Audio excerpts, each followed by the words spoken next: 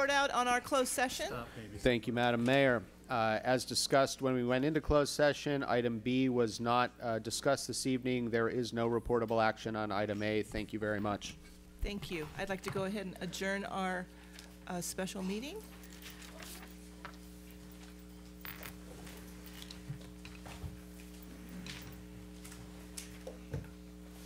Now I'd like to go ahead. Oh, you know what? Wait 1 minute. Okay, I'd like to go ahead and call to order the City Council meeting for November 19th, 2019. If I can get a roll call, please. Yes, Mayor. Councilmember Mann? Here. Councilmember Sternquist? Here. Councilmember Yu? Here. Mayor Pro Tem Chavez? Here. Mayor Fish? Here. I'd like to go ahead and first introduce Pastor Jim Walden from First Baptist Church, located at 6019 Baldwin Avenue, who will give our invocation. If everyone would please stand and remain standing. Afterwards, our Pledge of Allegiance will be presented by Boy Scout Troop 161. Senior Patrol Leader, Caller Jared Dew, will be doing the flag salute. We also have Duncan Viarga, Lucas Trent, Joshua Sue, and Daniel Sue.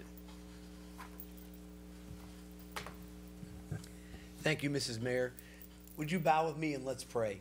Father, you are so good to us, and as the rain is coming, we can't thank you enough for how you pour down your blessings.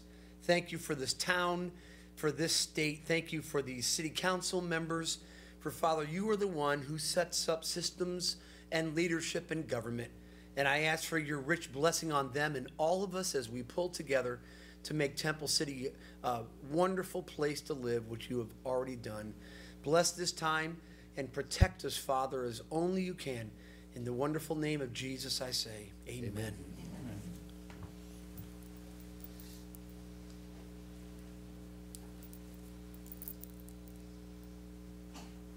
Color guard, attention. Color guard, front and center.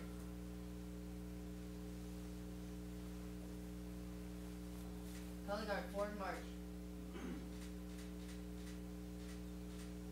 Color guard, halt. Please post the flag of the United States of America. Please post the California state flag.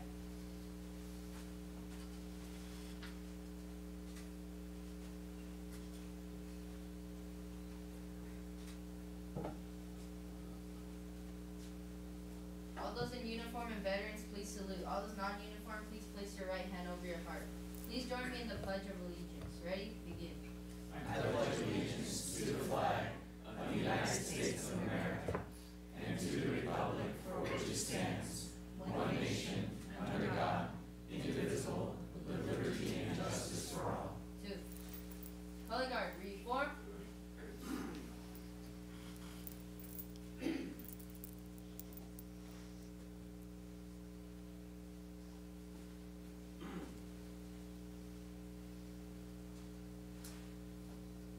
Color guard, retreat. Color guard, halt. Color guard, dismissed. The audience may now be seated.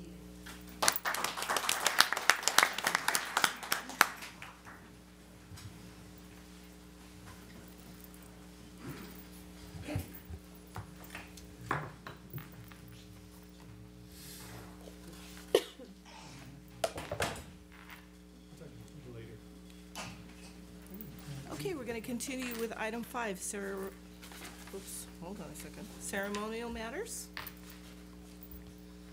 And I just wanted to announce that the presentations have been switched. City Council will present the Temple City Photo Contest winners first, and then receive the Chamber of Commerce quarterly update. So, we're going to start with, again, our photo contest winners. We have Ms. Gonzalez, who is our city manager intern, who will give us a brief background and presentation of the photo contest.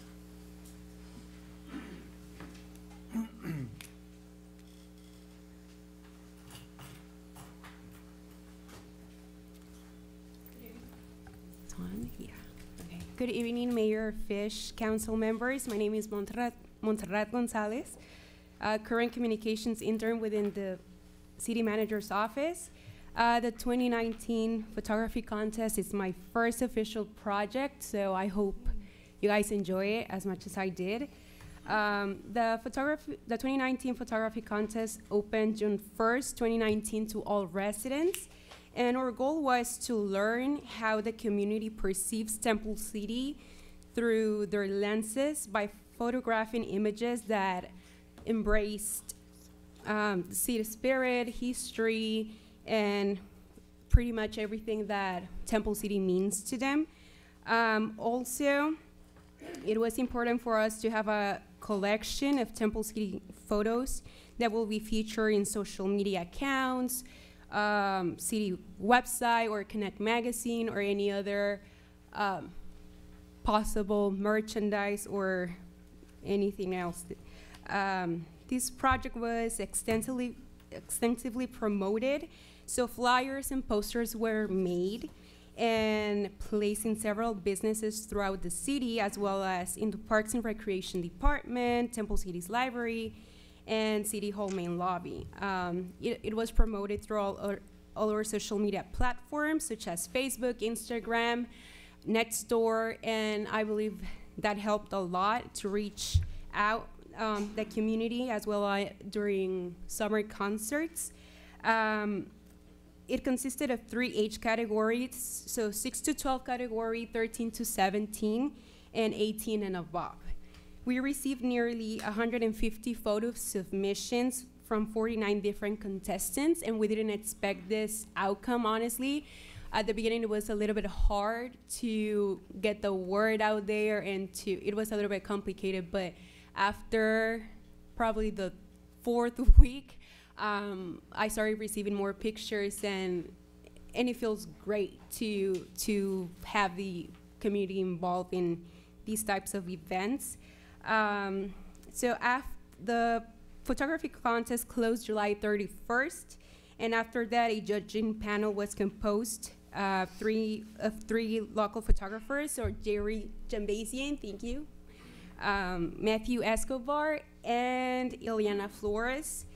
The judging process was very difficult, but I believe they picked the best pictures. But since a lot of them didn't make it, obviously, because we only have 1st, 3rd place, we decided to come with honorable mentions. And also, we came with this amazing photo book with the top 50 photos. And I hope you guys like it, because we are really enjoying the quality of the pictures, and it's just a really nice photo book that shows TC spirit. So today's 1st place winner will receive a $100 Visa gift certificate. Our 2nd place winner will receive a $50 Visa gift certificate. And 3rd place winner will receive a $25 Visa gift certificate. Our honorable mention winners will receive a copy of City Views, which is the book that you are holding right now. And also the winners, will receive a copy of that book. So before we start, I would like to thank every single contestant for participating, city manager, the judging panel, and everyone who made this project possible. So now if the mayor can assist me. Excellent. With If this? the council could please come up in front of the dais and help to pass out the awards.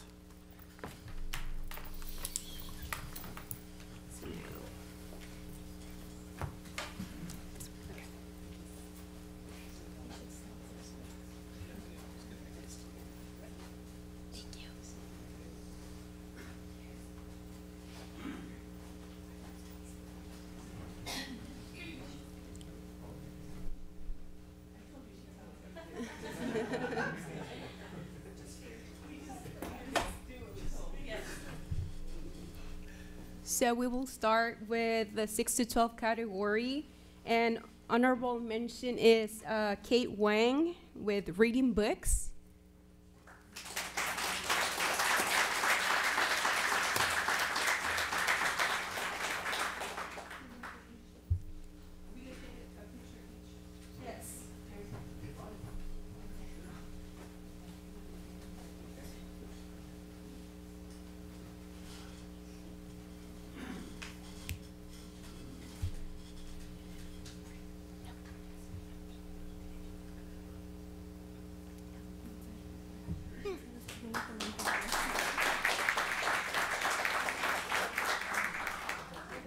Now we have third place, Kelly Wang with flower.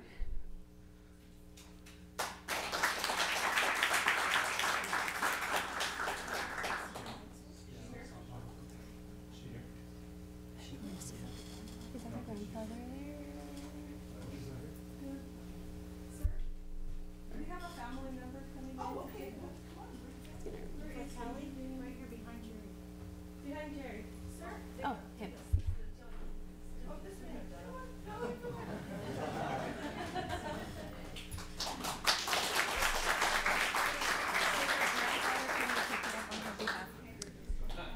Her grandfather came to pick the award on her behalf. Thank you so much.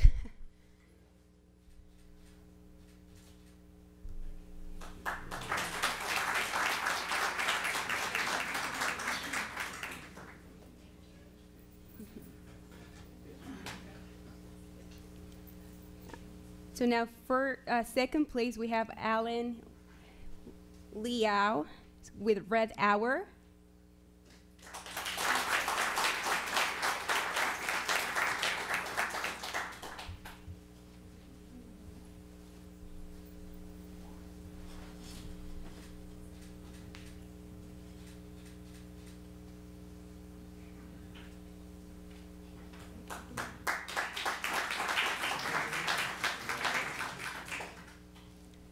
And our first place winner, it's Kay Wang with Exercise.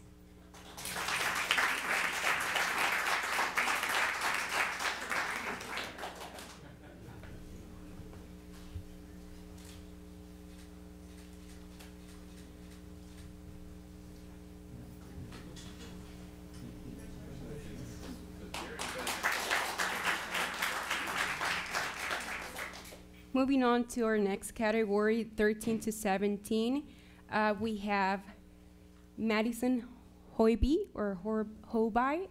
I'm sorry if I mispronounce your name. So with cross country victory. Hoiby.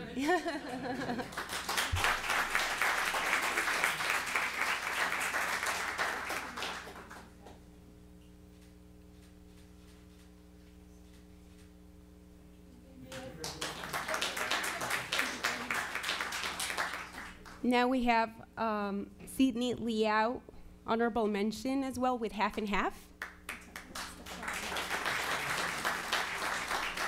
which is the cover of her book.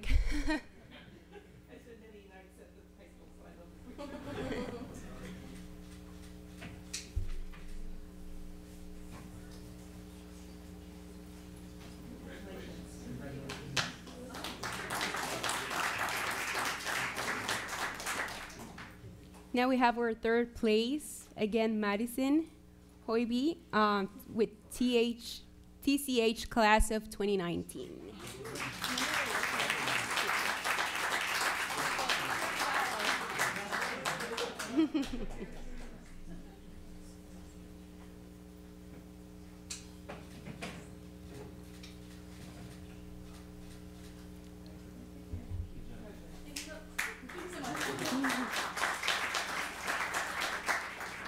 Now with our second place is Gloria Huang with Temple City Rose Donuts. Yeah,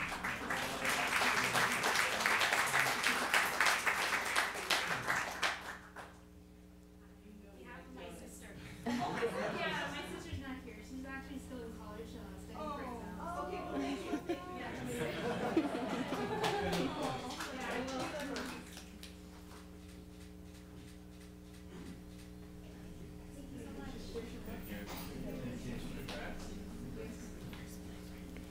And now we have our first place winner, and that's Tanya N with Superwoman.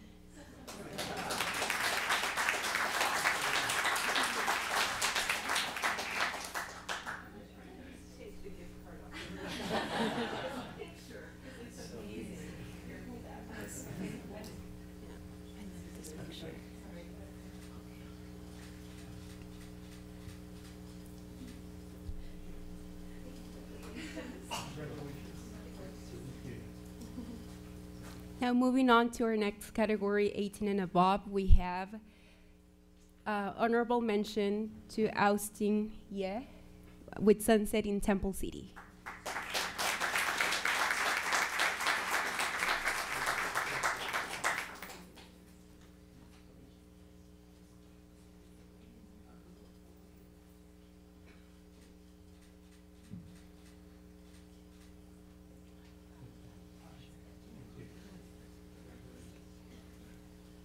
Now we have honorable mention to Ken Stalker with First Baptist Church.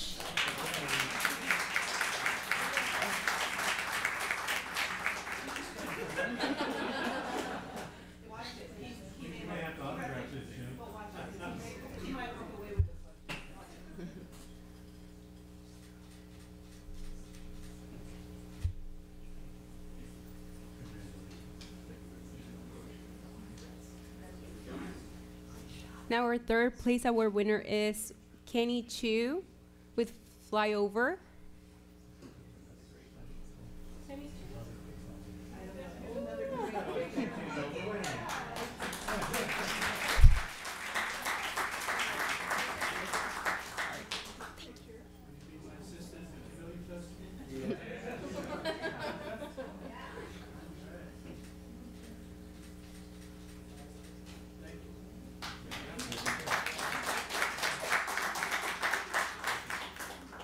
Now our second place winner is Bag Chant Giant with Silky Beautiful Fall.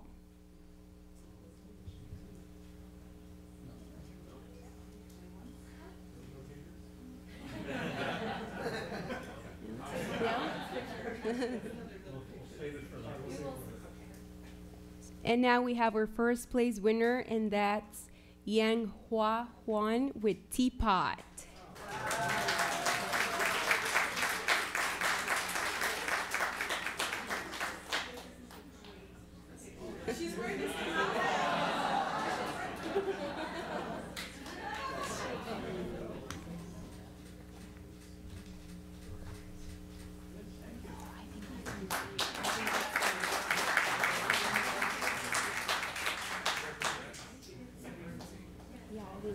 Can you ask him if that's Bag Chan? I think that's him. Yes. Are you here for the photo contest? Yes. Your name? Jay. Yeah, so that's him. So that's second place winner right here. You just missed it.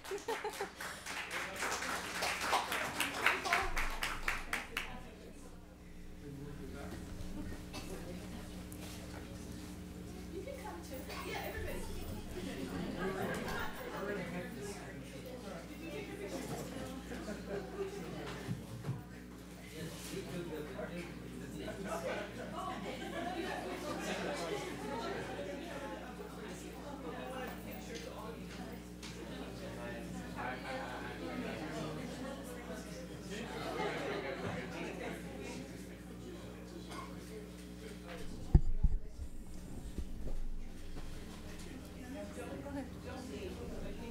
Now can I have all the contestants come to the front, please, so we can, for a picture of all the contestants. Can I please now have all the contestants to the front?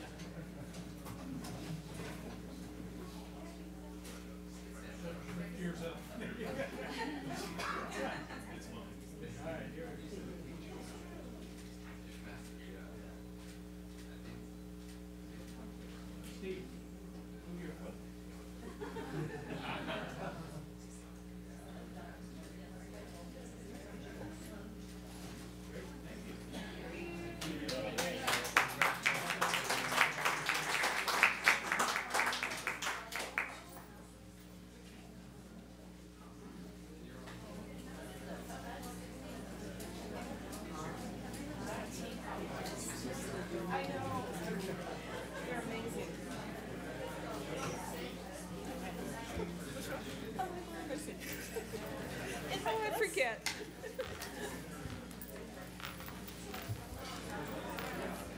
Yes. Thanks, Sylvia. I just wanted to thank everyone of course, thank you for your work, and thank you for all the wonderful, beautiful pictures. We have such a beautiful community, and I know myself, I'm lucky if I get a shot. These pictures are incredible. They show what a great city we live in. So thank you so much for showcasing, and also showcasing all the special things about Temple City, the high school, our Camellia Square, and our Camellia Festival. So again, thank you very much.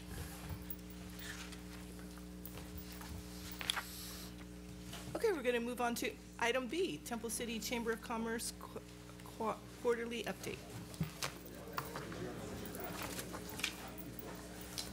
Thank you, Mayor Fish, City Council, Yes. City staff, Temple Cityans. I'm Peter Peter. Choi with the Chamber's quarterly report. First, I have to say I'm so glad I was not a judge for the photography contest because those pictures were amazing. And you guys did an amazing job and showed the city in so many different myriad ways. For the Chamber of Commerce, clearly the big news was that on October 1st, a new era started for us as we finished the process that started with a question from Councilmember Sternquist a little bit over a year ago. And on October 1st, the Chamber moved into our new offices right next door here. You are all welcome to stop by if you have any questions, queries, desires, wants, or needs. We are open from 10 to 5. It's working out great, and my assistant and I are delighted to be there. We had our grand opening ourselves. We thank Congresswoman Judy Chu for coming to the grand opening and helping us officially start, even though I must note that if you had asked the Chamber what would be the worst month to move, it would have been October when we're planning our annual gala. But I will say it's all good, because what I'm most proud about, and I really thank our Executive Administrator, Fawn Mack, is that we managed to move our entire nonprofit organization, kit and caboodle, without ever shutting down for a day. I think people would have understood if we were closed for a week or two, or took the opportunity to close for a week or two, but we didn't. We locked our doors on September 30th, and on October 1st, we opened ready for business at 10 a.m. So we're delighted with that. The other big news, of course, is that we did celebrate 2.5 weeks after moving into our new office with the disruption, but we celebrated our 95th annual awards gala. And this is an opportunity when we get to highlight outstanding members of the business community and the community at large. We've already reviewed this. Certainly you can read about it in Temple City Life, our community newspaper. I encourage all our photographers, amateur and otherwise, to submit any photos. Every picture is a bit of news. So if you take pictures and you want to share it, submit it to the Chamber of Commerce by the 20th of the month, and we will do our best to get it into the paper, which comes out the first week of every month. Very quickly, you can read about it in the paper, but we just want to acknowledge our honorees this year. Aranay Design Build, led by our board chair, Serkan Aranay, was honored as the Outstanding Professional of the Year. He's an architect and contractor.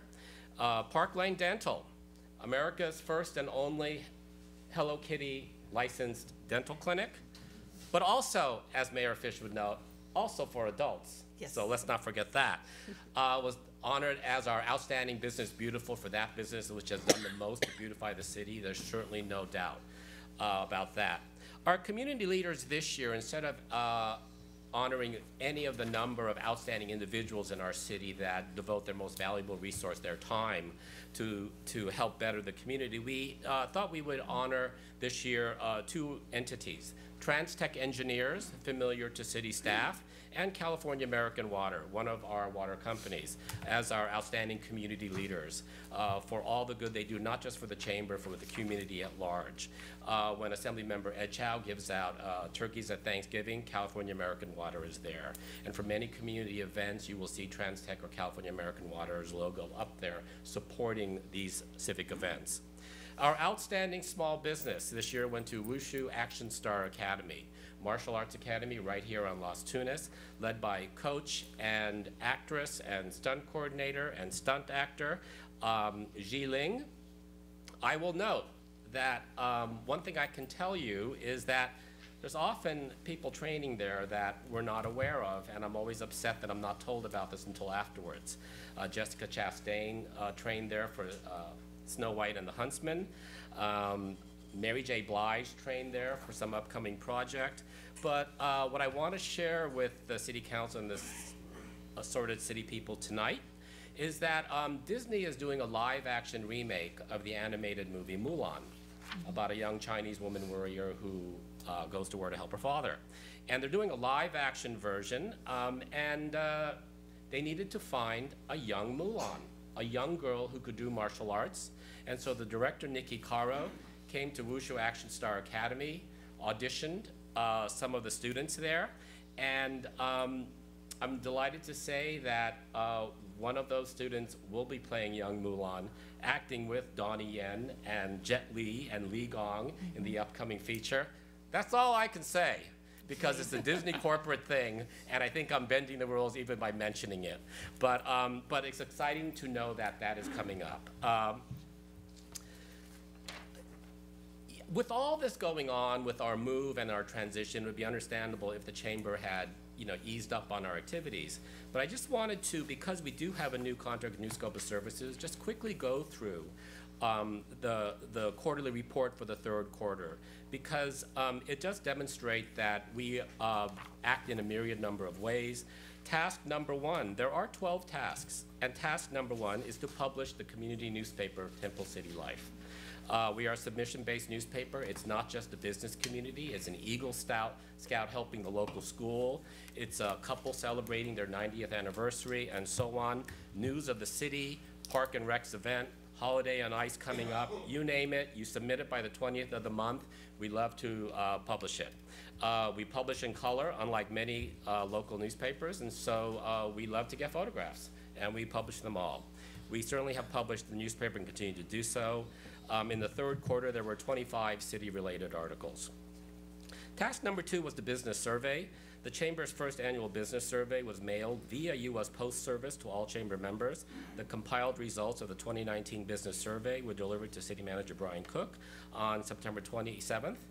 Just quickly, I will note that both the Chamber and the city staff that the business community engages with got very high marks. So that's good to know.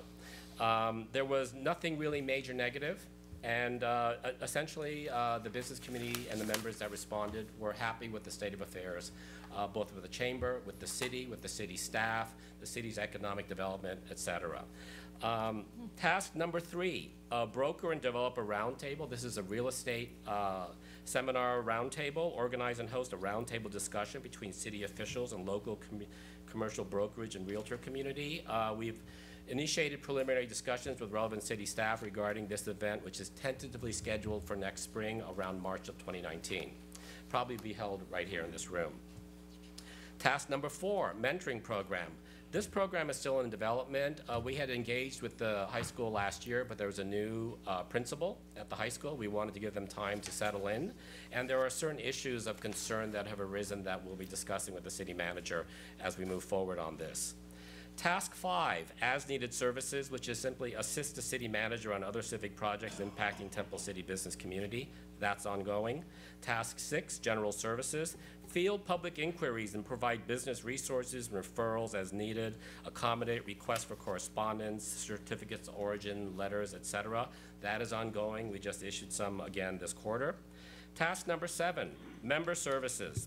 The Chamber is first and foremost a membership organization.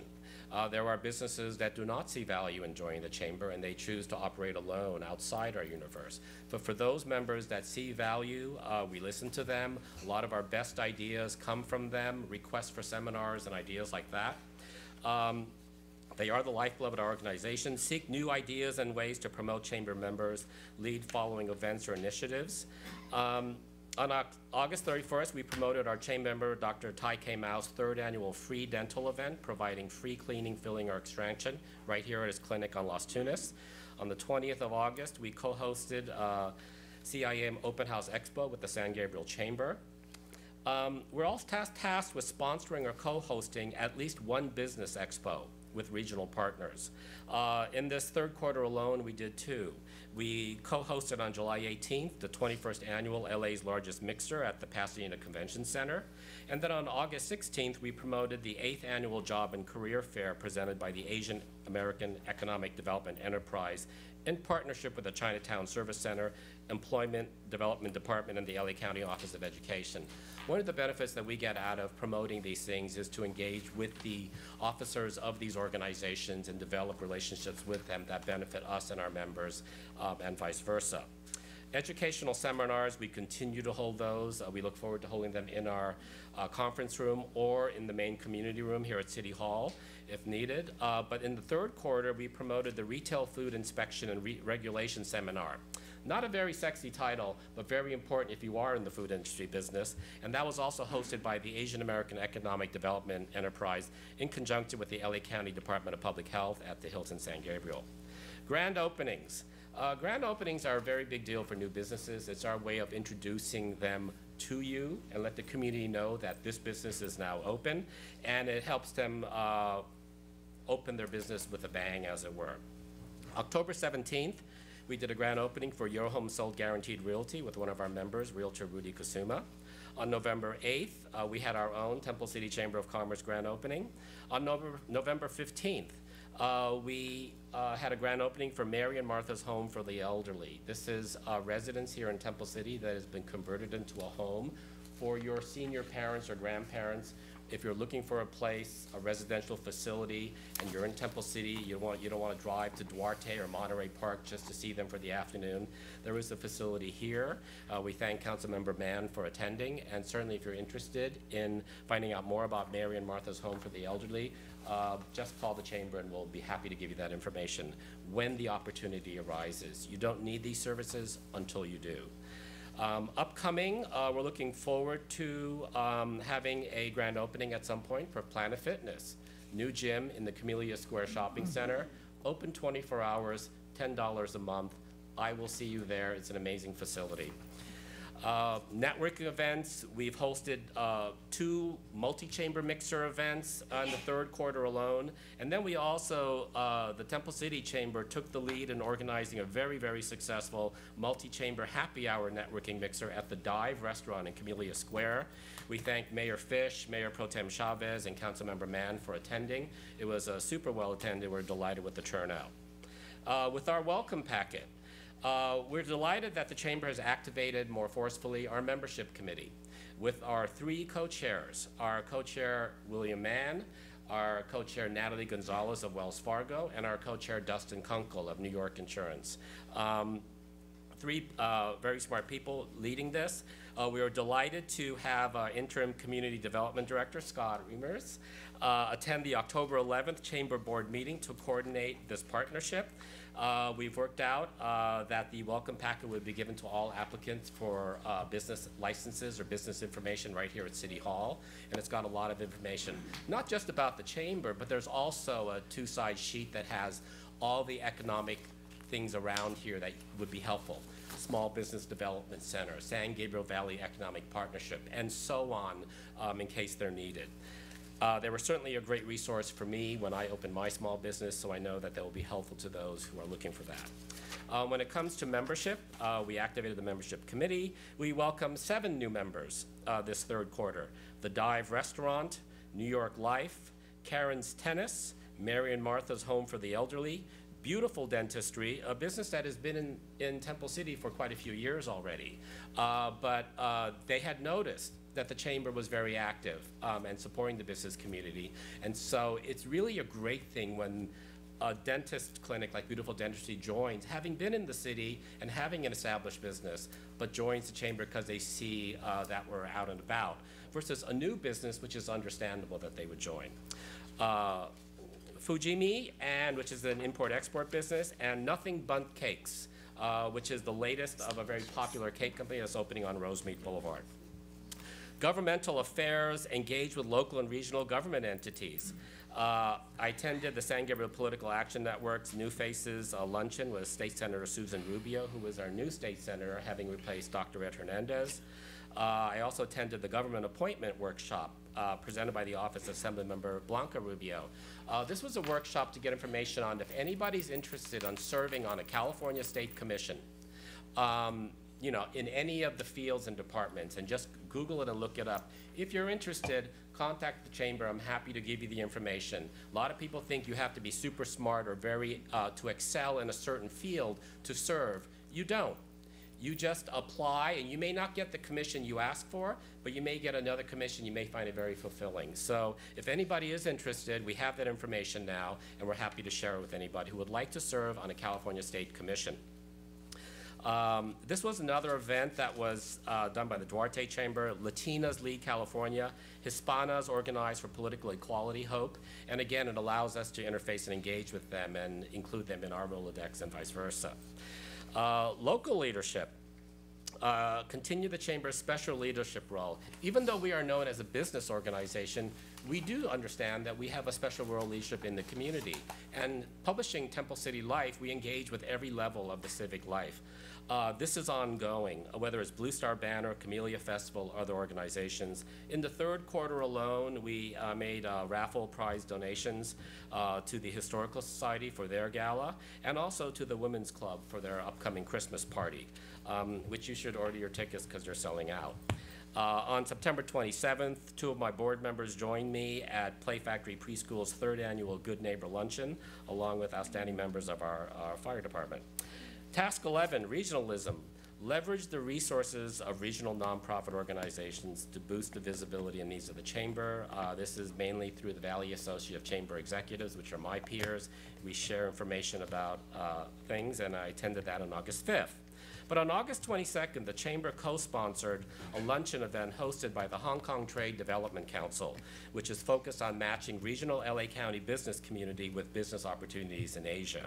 I was honored to serve as MC for the event, which featured remarks from the San Gabriel Valley Economic Partnership CEO Bill Manis. September 20th, we also supported Think Asia, Think Hong Kong, a one-day conference symposium, also hosted by the Hong Kong Trade Development Council. I was also honored to serve as MC for the 2nd annual Empowerment Luncheon presented by Community Career Development at City Club Los Angeles. CCD is a nonprofit that works to provide meaningful jobs to those with disabilities, autism, veterans with PTSD, etc. It was a great event. And the final task, 12, is to simply report all our activities, which we have done in our quarterly report, which we submit every 3 months to our city manager and city clerk. That is the chamber report for the 3rd quarter. Thank you very much. Thank you very much, Peter. Very thorough. Just sure. Peter, I just wanted to share with you, I spoke to Brian Cook, and we do our annual holiday lights and decorating contest, and thought it would be nice to incorporate the businesses this year also. So they're going to reach out to you, but I thought I'd just give you the heads up if they haven't yet. To encourage them to also Encourage the businesses. You probably have an email list of all your chamber members, so if you could just do a blast to them. Delighted to. That would be really helpful, and they'll have a certificate similar to what we give the residents, a sign to put in the window, but it should brighten up Las Tunas by having the businesses participate also. So. Lastly, you can see when you drive down Las Tunas at night, there's one block that has lights on the trees. And you can see what lights do. I will just note that on the annual business survey, one of the questions we asked is whether there was support for hanging lights across Las Tunas during the holiday season, and there was overwhelming support. Certainly businesses love it, families love it, because then it's a magnet. Any neighborhood that has Christmas lights, people are going to drive to it during the holidays. And I will just note that it's not just Christmas. It is, lights can go up for Thanksgiving weekend, stay up through Christmas and New Year's, into January and the Lunar New Year, through February 14th, Valentine's, which is a popular night to go out for dinner. How romantic. And then, of course, ending with the Camellia Festival weekend at the end of February, when I can't imagine anything more delightful than driving down Las Tunas under lights to get to the Ferris wheel and the lights of the carnival. And so it would be, the bang for the buck would be 3 months of lights and not just on December 25th. There was great support from the business community for that. And I will just mention that. But certainly we look forward to promoting the Holiday Light Contest to the business community as well. Thank you. Great, thank you. Peter. Thank you. Now we're going to go on to ceremonial item 5C, Parks and Recreation Committee on Aging update. Mr. Adam, Parks and Recreation Director, will give us an update. Good evening. Yes, my name is Adam Matsumoto. I'm the new Parks and Recreation Director for the City of Temple City. Really excited to be here. I do have a brief presentation on our Committee on Aging, Mayor Fish and members of the City Council. We held our quarterly meeting this past October 22nd. We had a few discussion items. One was on senior programming funding opportunities. We, as a committee, wanted to explore for our 2021 Temple City Older American of the Year guidelines, taking a look at that, and that's something we'll bring back to the council as well. We had a presentation by our LA County librarian, Tommy Bowie, on senior-specific programming at the library.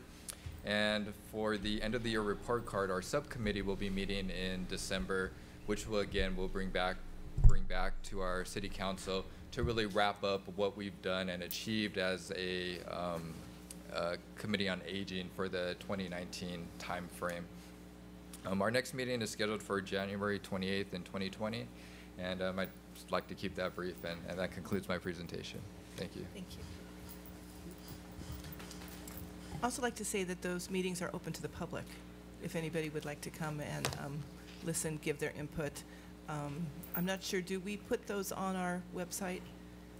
I'm not sure if we notice. We do have those listed publicly. Okay. They're considered a Brown Act committee, so we do post those agendas and make that meeting public. Excellent. Thank you very much, Adam. Thank you. Thank you. Okay, we're going to go ahead and open public comments. The City Council will now hear public comments regarding items not listed on the agenda. I have Janet Smith from Temple City Relay for Life.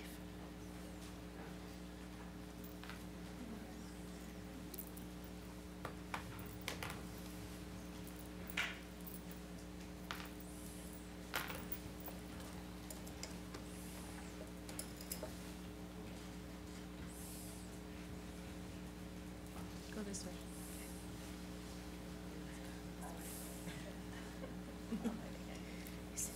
Hi, I'm Janet Smith, and this is Kim Warner, and we were the event chairs for the Relay for Life of Temple City this year. And these other folks here are some of our wonderful committee who really helped make the event happen. So thank you guys for coming. At our Relay for Life event this year on Saturday, October 12th, we raised awareness about cancer and funding for cancer research, education, advocacy, and patient services. We had 224 participants, 19 active teams, and 42 survivors who walked around the beautiful tree-lined park at Temple City Park over here on a beautiful fall day.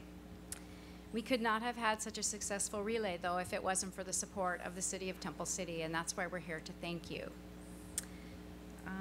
We started our fundraising campaign at the Camellia Festival.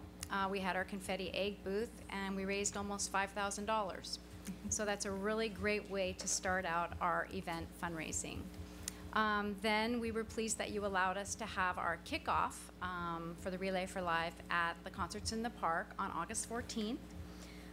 It was great for us to be able to reach out to the community and let them know about our upcoming event. And that night, Mayor Fish challenged our community. She said, if everyone who is here tonight could donate just $1, let's see how much money we can raise for the American Cancer Society. So by the end of that night, we collected $565, which was really great. And then the mayor generously matched that amount. So that also boosted our fundraising campaign. It was a pleasure this year working with Steve Lawson. We didn't have a wreck person, so I worked with Steve Lawson working on the logistics of the event. And the week leading up to the event and the day of the event, the City of Temple City employees were amazing. They hung our event banner on the gazebo. They put water walls around our kids camp area. They placed an ADA ramp in front of the library for our handicap participants. They set up 8 canopies, tables and chairs for our registration, luminaria, and survivor booth. They also set up chairs for our audience, and when they realized there weren't enough chairs, they found more. So they were very responsive to making our event a success. They even filled tubs with ice so that the water that we placed around the track would be cool for our participants. John and Leo and Jesus and Josh were so responsive to all of our needs from early morning until late night. And when we found out we didn't have power at some of the light posts, they found us generators. So there was nothing that they couldn't solve. It was terrific. I can't tell you how much we appreciate the support that we receive from the City of Temple City. Our fundraising campaign ended on November 15th, and the total raise was $61,695. So we even surpassed our goal of $60,000. And in the 8 years that we have been relaying in Temple City, the total amount we have raised is almost $392,000 for the American Cancer Society. So the community's support is a reflection of their dedication, spirit, and passionate commitment to the fight back against cancer. And we hope we can count on your support for our 9th annual relay in the fall of 2020. Thank you. Thank you. We have a plaque, and then I gave you guys some T-shirts that were from our event, and on the back of the T-shirt, you will see that Temple City is a presenting sponsor. That's a dumb question. Sorry, Jerry. Sorry. I wanted a picture. And then I gave Mayor Fish a program, and Kim has a plaque for you guys. Thank you. I'll bring the program so we can take a picture with it.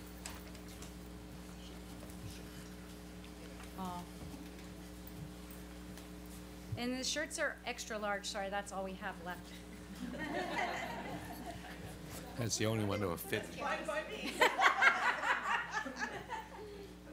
But I had one small, so that could be for nothing small.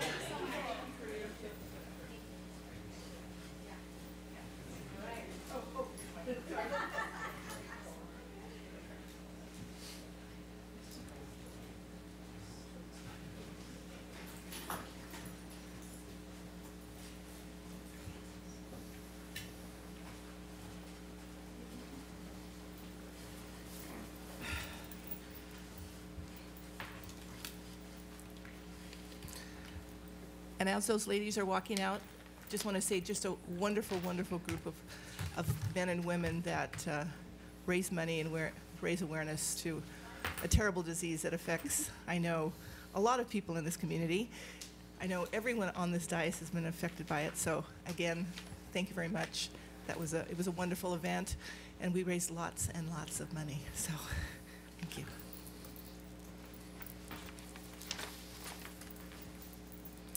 Okay, I'm going to go ahead and move on to consent calendar. All consent calendar items may be approved in a single motion. I do have Ms. Peggy Koo, who wants to Mayor, make if I may, I'd like correction. to ask for council's to allow correction to the October 15th special and regular meeting to reflect that Councilmember Sturquist that you were absent in the roll call. Okay, thank you. I'll go ahead and entertain a motion to approve the consent calendar with those changes. Madam Mayor, with that correction, I'll move to approve the consent calendar. Second? Okay. Can I get a roll call, please? Councilmember Mann? Yes. Councilmember Sternquist? Yes. Councilmember Yu? Yes. Mayor Pro Tem Chavez? Yes. Mayor Fish? Yes.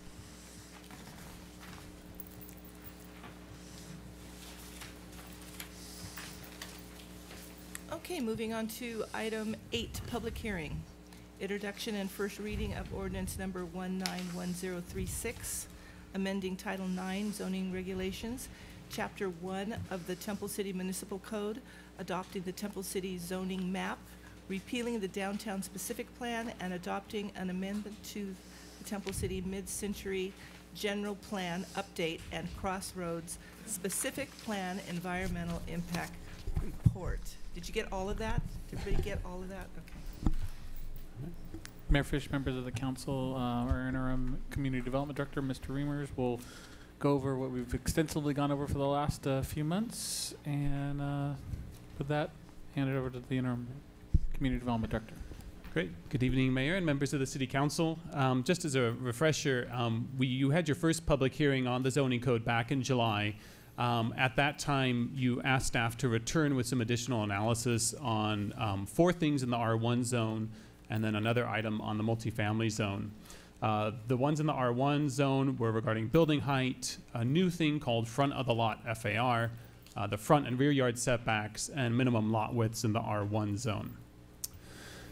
So on September 17th, you held another public hearing on that additional analysis. And at that hearing, there was majority of City Council support to keep the original recommendation that had been offered on building height and also on underground parking in the multifamily zones, to maintain the existing zoning code for front and rear setbacks and minimum lot widths.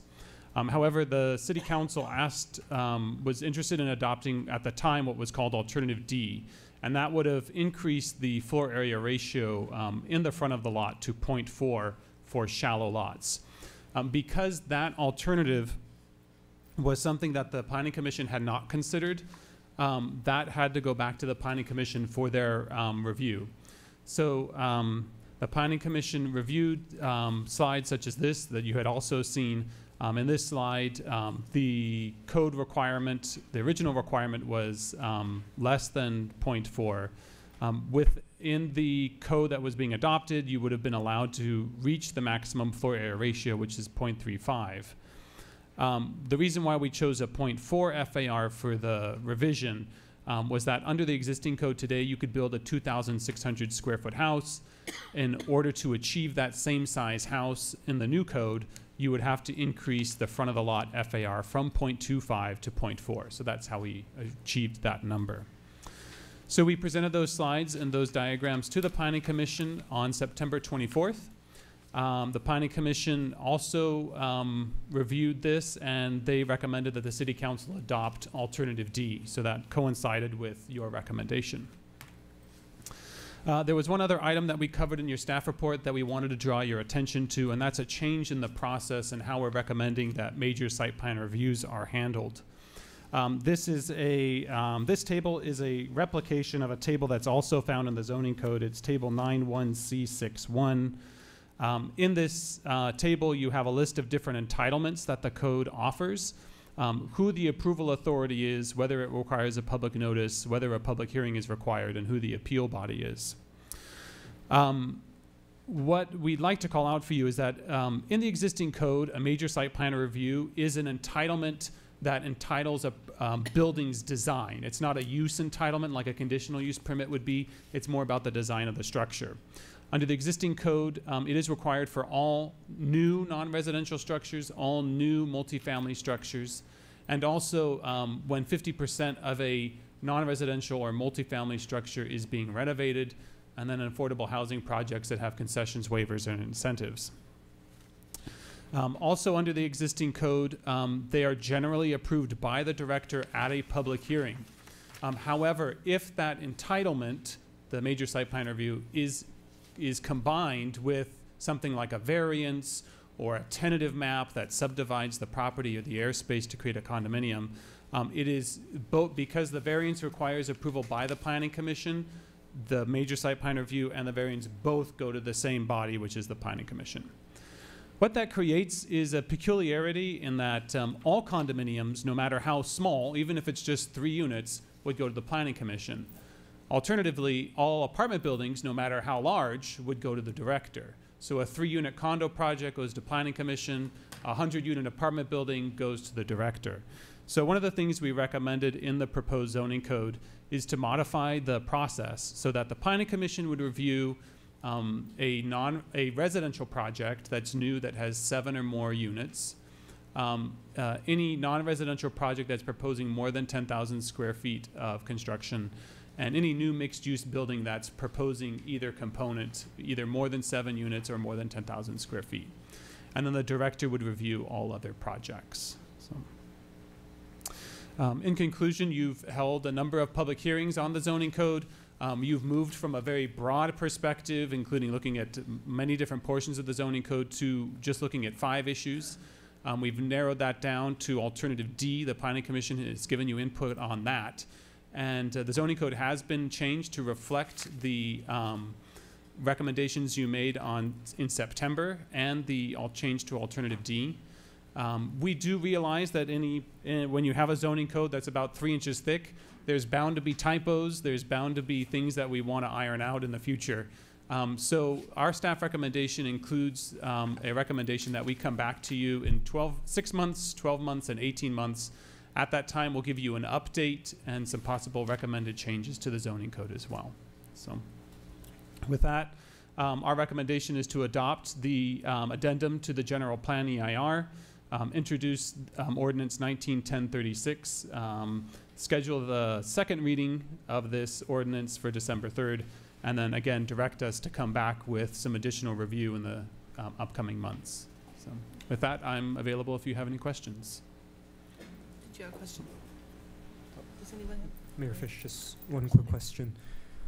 Regarding the proposed major site plan review authority, do you perceive any possibility of a mixed-use building in Temple City that would be less than 7 units and have a non-residential area less than 10,000 square feet?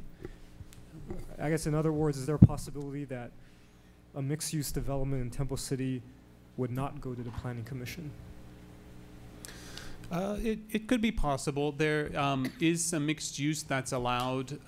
For instance, there's the low mixed use zone, which is south of Lower Azusa and west of Temple City Boulevard, where we were expecting kind of that more horizontal mixed use, where you have one component in the front and another component in the back. That would be something that would be reviewed by the director. Okay. Yeah. Okay, thank you. Yep. Any other questions from council? No? Okay. I'm going to go ahead and open public comments.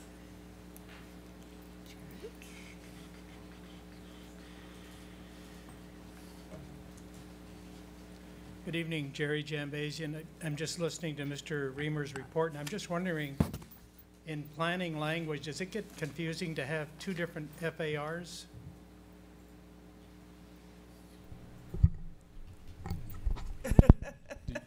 Okay. Brian, how do you want to handle this?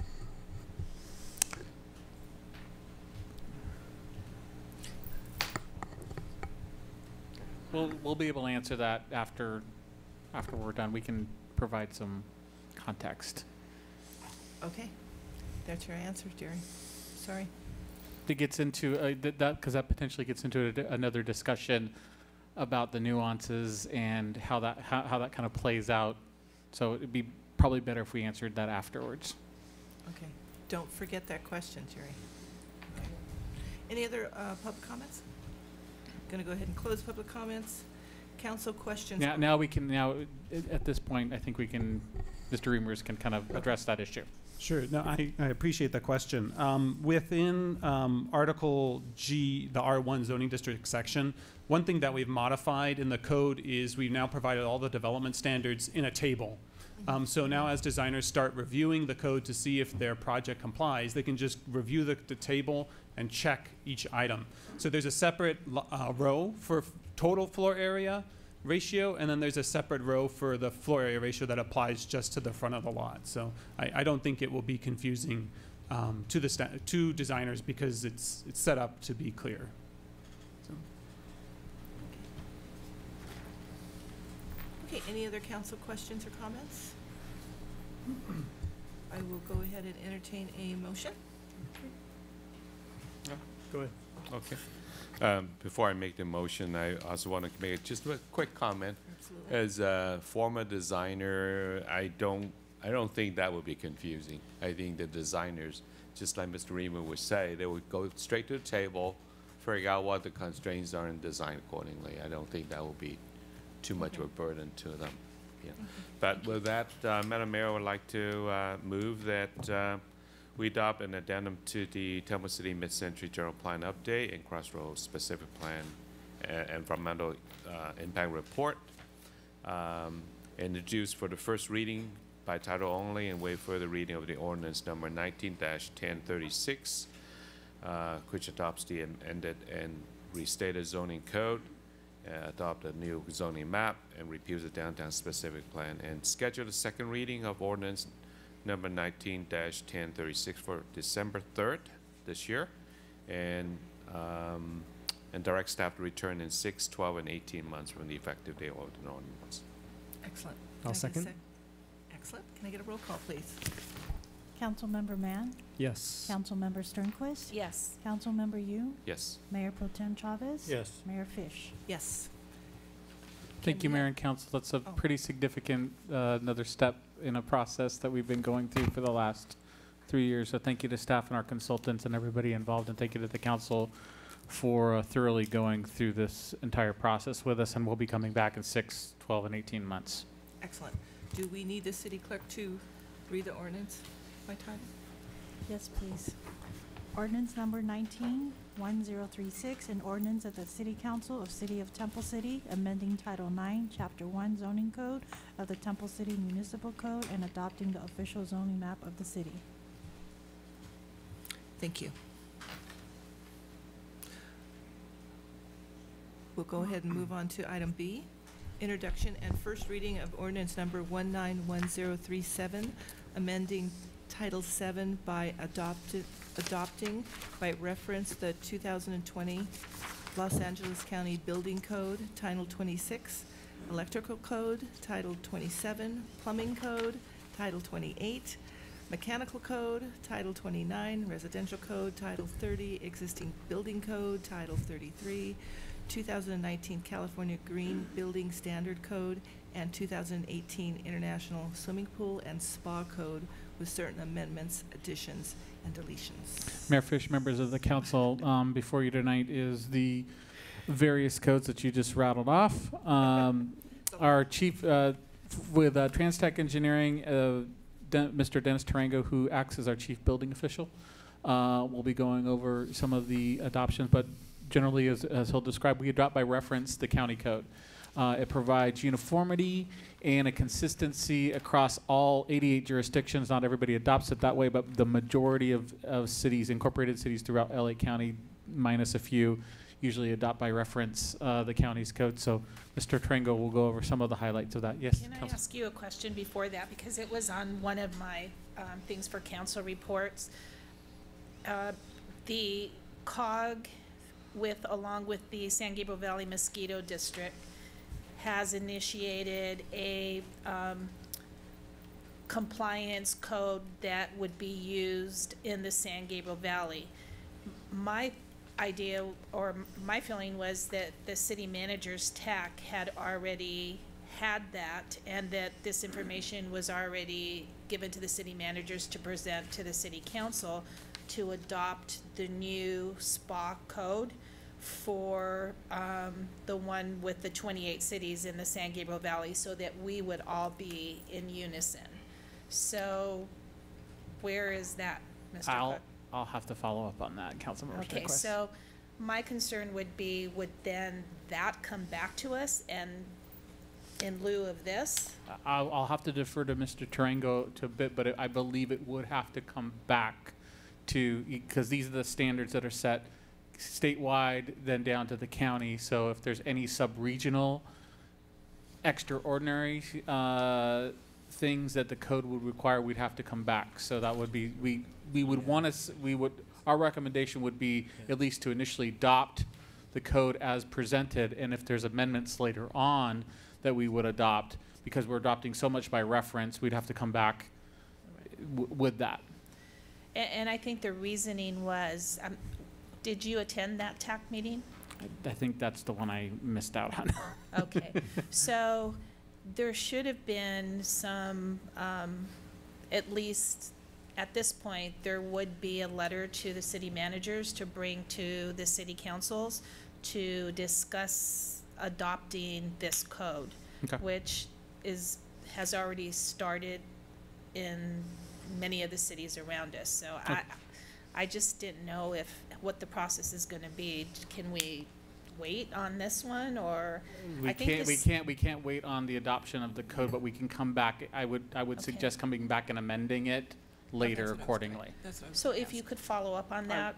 You got it, no problem. Thank Councilmember you. Sternquist. Okay. So, sorry, I didn't want to interrupt, but I think that's a different section of the code. And Is it? If it is, then it's outside of this adoption, so we can adopt it separately.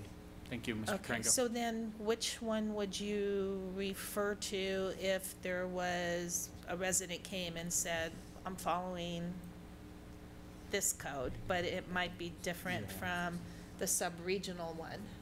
It sounds more like a public nuisance code, which then we would use that section of the municipal code, not the Okay. building code itself. So Okay. these are more the technical sections of the building code. Okay, and you're right, it's more to help uniformity and code enforcement. Right. So it would be separate Which from would be in that a then. separate section. Okay, that makes it quite clear. Thank you. Thank you, Mr. Trango. Thank you. Thank you. Good evening, Madam Mayor, members of the council. We're here again. We do it every 3 years. We adopt new codes. This year, I actually wanted to use the opportunity to kind of briefly explain how our codes are adopted, how they start, where they start, and how we become the Temple City building codes. So with that, so as you can see, there's quite a few codes. Every year it gets more and more. So the International Code Council, they write what we call the model codes. The model codes are adopted worldwide, and typically most states, they become their actual codes. Here in California, we have the Building Standards Commission, which through committees and hearings amend the model codes, which then become part of Title 24 and the California Building Codes. Although the state law does allow cities to amend provisions of the building code, if they have findings that based on topographical, geographic, or climatic conditions, and then we send findings to the state. Consistent with past practices, we find that the LA County codes give us the best resources for the city. They allow us to enforce our codes and really protect the community. So once those codes are adopted, like what we're proposing tonight, they become part of the Temple City building codes under Title VII of the Municipal Code. It's kind of a brief description of how it happens. I also wanted to highlight a few changes in the building code. As in most code cycles, there's not a whole lot of change, but there are a few, and I wanted to highlight those. This one is very business friendly. The occupant load for business uses, which used to be 1 person for every 100 square feet, is now 1 person for every 150 square feet. What that actually means is that businesses with typical 1 exit can now occupy, or businesses can be larger with 1 exit. That'll mean that people will save money not having to do large remodels, expensive structural repairs in order to fit certain occupancies inside those buildings. So we see this kind of as a business-friendly model. The next one is very interesting, which you won't see it a lot here in Temple City, but you may see it at some large convention centers, in any commercial place of public amusement. exhibit halls, sports arenas, museums, and theaters, movie theaters, where you have a family changing room, will also now include an adult changing table. So, you know, as it's more for disabled, so there are disabled adults, and they should be given the opportunity to go out into areas of public amusement parks and so forth. And so now they're going to be provided with a place so they'll be able to change. Very similar to the baby changing tables you see in the restrooms. How do they define a commercial place of public amusement? So there's the definition, it gives examples.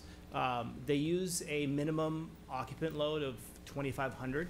So, and then it gives, the code also gives examples like convention center. So it's any more for larger facilities. You won't really see it here, but you will see it if you're going to the movie theater and you have a large theater. Anytime you have a family changing room, if you've seen those, you'll see this large table in there. So because of some high-profile decks and balconies that have failed recently, the lessons learned from these tragedies have resulted in an increase in the live load capacity of these balconies. So you will see this, some of our decks and our balconies that are proposed here in Temple City, they're going to be stronger. So unfortunately, this is not retroactive, but the state has provided some for public decks, an inspection process that they have to go through. It's currently 40 pounds, or? So it depends. It's supposed to be the for same load as residential. Yeah, that's for residential, Yeah. because the floor load for residential is 40 pounds. But Right. if it's a deck for a commercial building, it's whatever the commercial. It's 100. Yeah. So So that's increased quite a bit. Yes, it's 1.5 times what it is today, which is significant. And then the one that everybody's been hearing about, it's mandatory solar. So as part of California's Energy Commission's incentive to have at least 50% of the state's energy produced from clean energy source by 2030, all new single-family residents and multifamily residents up to 3 stories will have solar. When does that go into effect? January. January 1st? January 1st. Yeah. So it's in our California Energy Code, and anything that's actually in planning, currently in planning, which is kind of different, doesn't have to comply, but anything submitted to planning after January 1st has to comply. Is the state offering any subsidies for that? I don't know. Not specifically for this. Not anything different than they're doing now. When you say planning, is that planning as like zoning planning, or is Right. it plan check? No, it's actually planning. Planning? Yeah, Wow. which was kind of interesting. And I'm not familiar with this. How much solar would was it like was a gauge? How much is that, one panel? I mean, how much do people need to? So the actual code says that you have to provide enough capacity to fully run the house. Fully? Yeah. Wow. That's expensive. It is expensive. Wow. So It if c- they it can don't be. have, I mean, a typical place to put it is obvious on the roof, but Right. there are shading, orientation, other factors. So what if you cannot comply? There are some exceptions to Oh, that. there are. Yeah, so there's a myriad of different exceptions based on if there's shade. There's also an opportunity money. for, if you're building a subdivision, for you to do a whole subdivision solar-powered system, so that would feed each of the houses. Good night. It's not a requirement for ADUs? Not specifically for, it doesn't mention ADUs. I'm sure that there'll be something coming out from the state talk about ADUs in solar. Let's apply to ADUs. So the state estimates that new homes built under the 2019 Energy Code will use about 7% less energy from those that are built to today's standards. I have a question. How do we define, this might sound a little silly, but how do we define a new home? So if if someone does a partial tear down and rebuilds a portion of their house, is that considered a new home by the building code? No. No? Okay. No. So yeah, it would be if you remove the entire home and we issue a demolition permit, then we would consider it a new home being built. Isn't that, I thought our zoning code define a certain formula that defines that, right? Yeah. Yeah. Yeah, the zoning code has its own definition for when a new unit, when a unit becomes new and when it's just a remodel. The building code and the zoning code stand within this at the same level within the municipal code. So in this case, since the new home is a term within the building code, the building code would decide what the definition for that is. If something is applying to the zoning code, then you go to the definition for the zoning code for a new home. So it would have to be a complete tear down on? It would, yes, you'd remove the entire home and rebuild. So here's another silly question. If someone left up one wall and built a new home? It would be a remodel based on the building code. It would be a remodel? Yes. Yeah, so we're gonna have a lot of one-wall remodels. Okay, I'm just saying. And we're gonna get a lot more. Which we do currently as well. We don't run into that often in Temple City because the zoning code has a higher standard. So they would often run up to that standard first before they run into any issues with the building code. Thank you. Okay, thank you. And with that, the ordinance at which we've introduced to you today will require a second reading and a public hearing. So we're recommending that the council read by title only for the first reading, waive further reading of ordinance 19-1037, and schedule a public hearing for consideration at the next council meeting. And I'd be happy to answer any further questions. Thank you. Council have any questions? Okay, thank you. I'm going to go ahead and open public comments. Of course, of course.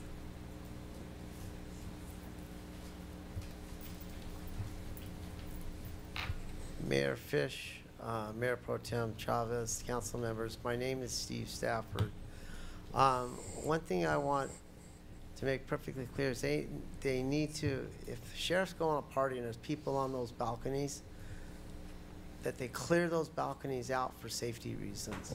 There's been a lot of them collapsing lately, and they're just, I can tell you what I've seen in Pasadena recently won't fly. It's going to collapse. And I'm glad they're amending the code, but the ones that are existing, if they're not safe, the code needs to be enforced. Thank you. Thank you. Any other public comments? I'm going to go ahead and close public comments. Council, questions? Actually, I want to thank, I have a question. I want to thank Steve for bringing that question up. We currently don't have a program to inspect existing balconies, right? No. No. We do not, sir. Do you think there might be a need to do so? Because balcony's always been a problematic, like how it was explained. If that's something the council, it is something we can talk about internally and possibly bring back to you for further. Yeah, perhaps Okay. we can look at that because of the profile of balcony fame. Because balconies, especially if they're wood construction, if not maintained, can rot out, pretty easily. So We can discuss and then bring something back to the council to discuss further. Thank you. Any other comments? I'll go ahead and entertain a motion. Mayor Fish, I would move to introduce for first reading by title only and waive further reading of ordinance 19-1037, adopting by reference and amending the 2020 LA County Building, Electrical, Plumbing, Mechanical, Residential, and Existing Building Codes, the 2019 California Green Building Standards Codes, and the 2018 International Swimming Pool and Spa Code, and schedule a public hearing for December 3rd, 2019 to consider adoption and second reading of this ordinance. Thank you. Can I get a second? Second. Can we get a roll call, please? Councilmember Sternquist, Yes. Councilmember Yu, Yes. Councilmember Mann, Yes. Mayor Pro Tem Chavez. Yes. Mayor Fish. Yes. And can you please read the ordinance? Thank you. Thank you. Ordinance number 19-1037, an ordinance of City Council of City of Temple City, California, amending Title VII by adopting by reference the 2020 Los Angeles County Building Code, Title 26, Electrical Code, Title 27, Plumbing Code, Title 28, Mechanical Code, Title 29, Residential Code, Title 30, Existing Building Code, Title 33, California Green Building Standard Code, and 2018 International Swimming Pool and Spa Code with certain amendments, additions, and deletions. Thank you. We will go ahead and move on to item 9, unfinished business, none. Item 10, new business. Consideration to relax the reinforcement of overnight parking restrictions during the holiday season. Mayor Fish, members of the council, this is our normal time schedule of which we do the relaxation of enforcement of overnight parking at a prior public safety morning meeting. Councilmember Sternquist had asked if we could bring this back for discussion before it was considered, so that's why it's on new business tonight. So with that, we're, at least for as proposed, it's for the regular schedule that we usually do every year. Which is how many days? 20? About 23 days. 23? Oh, 23. I didn't see you there. 23 days. Sorry, Mr. Urzumi, our public safety supervisor, is here as well, as he administers our public enforcement program. Excuse me, our parking enforcement program. Okay. Can I just share what? At that meeting, I suggested that we bring it back because I thought that it was a lot of days that we relaxed the parking. I know Councilmember Chavez mentioned that he was thinking about lengthening the time, so I thought it was important for us to discuss it. I just felt that, you know, it's sort of a double-edged sword because it says that, you know, relaxing it for that amount of days attributes to quality of life in our city.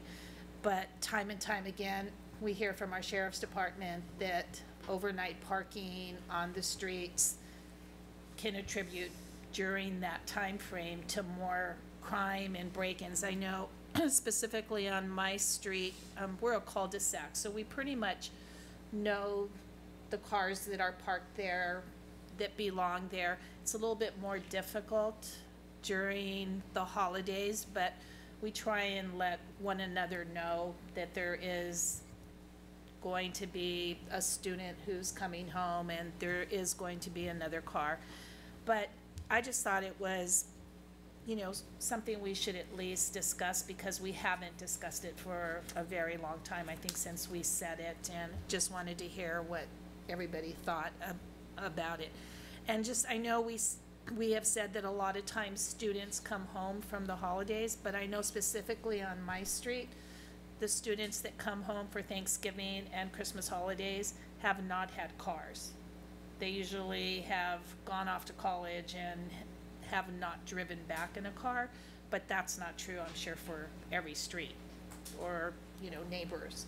So just want to know what thoughts are. I mean, we've just heard that significantly at that time that burglaries increase in our city. So I thought if we didn't have such a long period of time, we'd help our sheriff's department somewhat. So what are your thoughts? Is Brian going to share something? Brian, did you want to talk? Is there a report? Is there a report? Is there something? We can just state the days that staff is proposing. Staff is proposing to relax enforcement of the parking restrictions from December 15th at midnight to December 6th at 11:59 p.m. and enforcement to resume January 6th. January 6th, and for enforcement to resume on Tuesday, January 7th at 2 a.m. And so that's what would be proposed, and that's where council would direct staff on to either shorten it or lengthen that duration.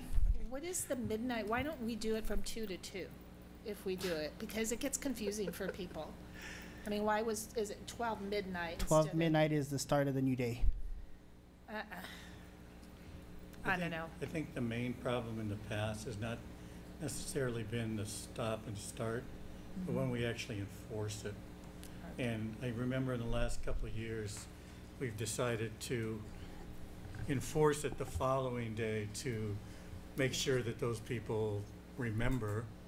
Because if we started giving tickets out on 12. January 7th at 12:01, which we've done in the past, we've got a lot of upset people.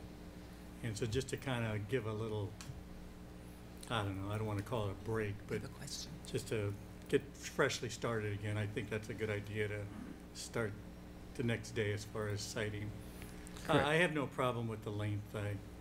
I think in the past, it's certainly, as you mentioned, been tied to students coming home from school. I know that PCC is off middle of December and goes back January 7th. I think a lot of schools do, although a lot of them don't. There's no really, depends on where you go to school, obviously. But yeah, I think the length, basically 3 weeks is fair. And not only for people coming back from school, but also relatives coming in from out of town and, staying sometimes longer than we want them to, but they do come in and sometimes stay a while. So yeah, I have no problem with the length of time that's proposed. Brian, can you tell us how long we've been doing this? This practice has been in place since I've been employed with the city, so going on 18 years. 18 years, okay. I just wanted to say that a part of me does agree with Councilmember Sternquist, that I do know that there's a, relation as far as crime and street parking. I'm a little concerned with making any changes this year. I don't know if we would have enough time to let our residents know. If we've been doing it for 18 years, people are just gonna assume that we're still doing it. I mean, I would like to maybe talk about doing it, if we really wanna do it next year, where we have enough time to let our residents know that there's going to be a change, and maybe they should make some, accommodations for visitors or get parking passes or different things.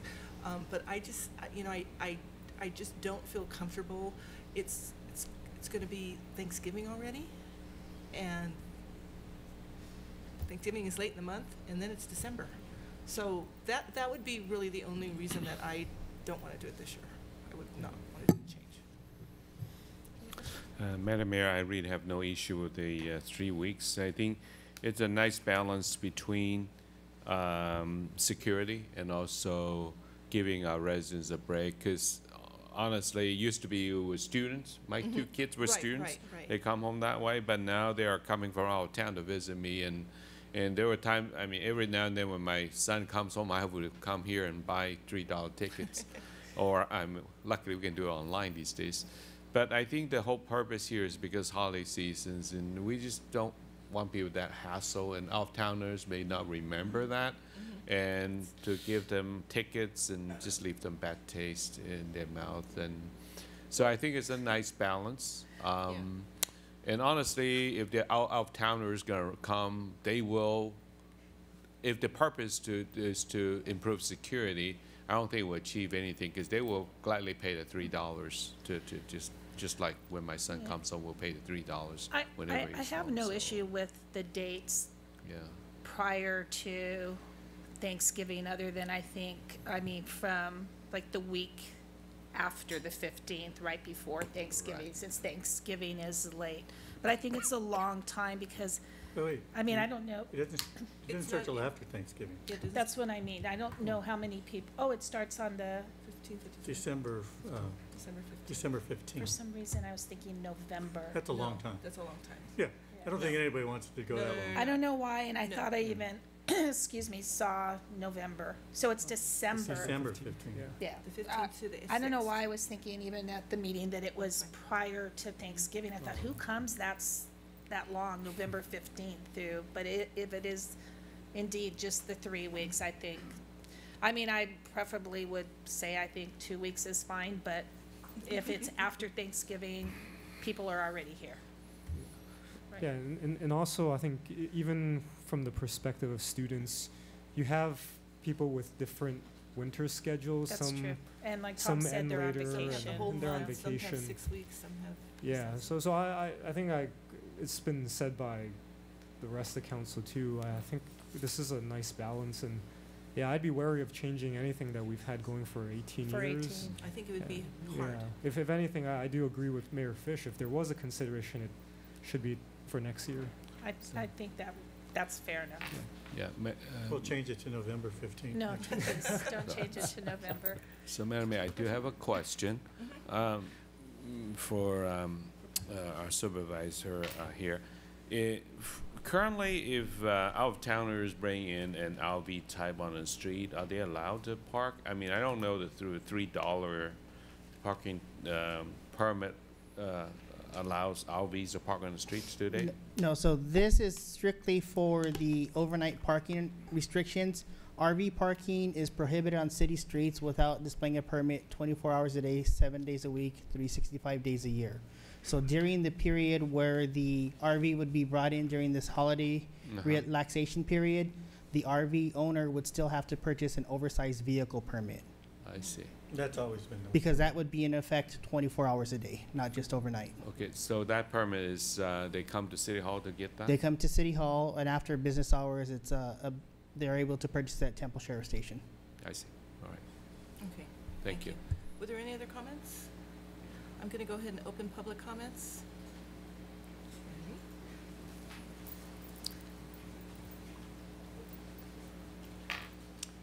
Good evening again, Mayor, Mayor Pro Tem, and council members. I imagine you're going to put this out through social media and other things, but I'm just wondering, street sweeping is not going to be affected by this. It'll still be in effect, and they will still get a ticket for parking when the street is supposed to be swept, correct? I would hope not. To be 100% honest with you, I would hope not. Because you have people who aren't familiar with. Then we need to change it. That's not. Well, I think you need to relax street sweeping, and since street sweeping has come up, I wasn't planning on bringing up this issue, but I will during my comments. But I do think that if you're gonna relax the parking, you're gonna have a lot of irate people who are going to get tickets for having their vehicles parked when they shouldn't be on the street, if they're not familiar with being here. Well, now I regret bringing it up because maybe this is going to go out on TV and people are going to have license now to just park wherever they want. But anyway, that's just a thought. Thank you. So I guess it's the responsibility of the homeowner to tell their guests that they need to move the vehicles For street sweeping. for Hold street on a sweeping second. on street Are there sweeping any additional days. public comments? I'm going to close public comments and open council questions. Did you want to make any? Sure. Since you're talking. I guess my concern with it is from a personal experience. Recently, I got a street sweeping for having the car out. It's the first one I've gotten since we've started street sweeping. And the street sweeper came 2.5 hours later. They're usually at my home at 7 to 7:30, religiously. They've, since I've been there, have not missed a day at that time. So they came out 2.5 hours later. I want you to know I paid my ticket. So, you know, that's the law. That's, you know, I violated the law. But I think there's circumstances, and this would tie into people not having the normal routine. So 2.5 hours later, well, my husband pulled out the car and parked my car so he could get his car out on the street. And the ticket read 9:35, and they come religiously at 7 or 7:30. So I'm like, well, why would I get a street sweeping ticket? The street sweepers have gone by. And so I look at the ticket, and it was 9:35, which was 2.5 hours basically, or 2 hours later. So I called and spoke to Brian, and he said, well, but the car was there. And I said, no, I'm not debating that the car was, you know, there when the sweepers came, but it's just, they're never there. And we always tell people, or we've told people, if the street sweepers come by, then you can park your vehicle. You can park it at 7:45 if the street sweepers have gone by, right? We tell them that they can do that because street sweepers have gone by. So I think I'm just a perfect example when something is not the normal. It was 2.5 hours later that you just assume that it's either taken place, or if you're not even familiar with it, you don't know when it's going to take place. So I just think if you're going to relax the parking, maybe you just don't do street sweeping for those 3 weeks. I don't know. There's cars parked all over the place anyway. Who can even see the curbs? Brian, I have a question for you. Okay, so we've been doing this for 18 years. Correct. Has there been an issue with people getting tickets for street sweeping when they thought that they could park? Street sweeping, this will be year 5. Okay, And so now 5 years, okay. Do you know if there has been an issue with people thinking that they could park overnight and not pay attention to the street sweeping? That occurs on normal days as well. People think that they can They park just- okay. overnight, and so But with the relaxed parking part, there are some people that think that it applies unilaterally to all restrictions. And so they think the RVs, they think the street sweeping, they think the residential school zones, everything is stopped. And that's where we're specific when we publish it. I was gonna say, how do we publish it? We do publicize that relaxation of the overnight restrictions only. All other enforcement of parking restrictions, i.e. street sweeping, other stuff, and we identify some examples, are still enforced.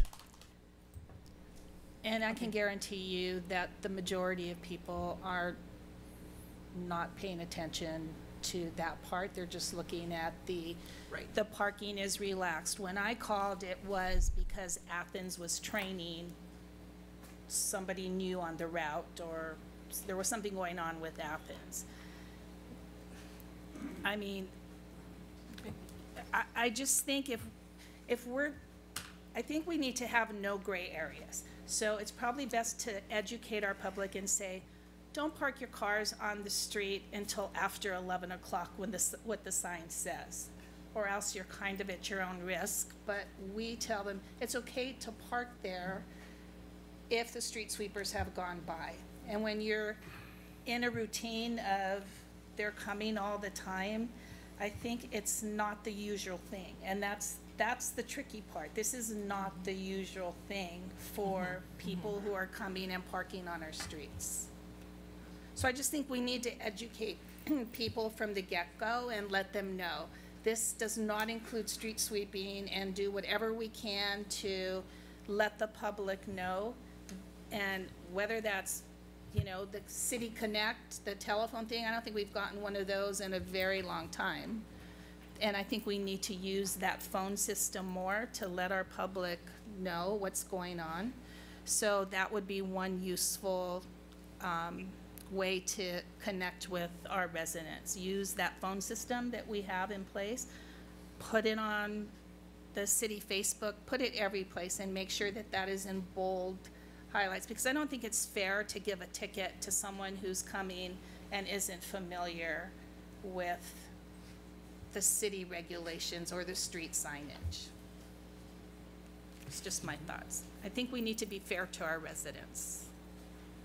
I don't think it's the residents that are probably getting the tickets. It's the people who are not the residents that you're speaking about. But So it is their guests and their homes. at some point, I would hope that adults take responsibility.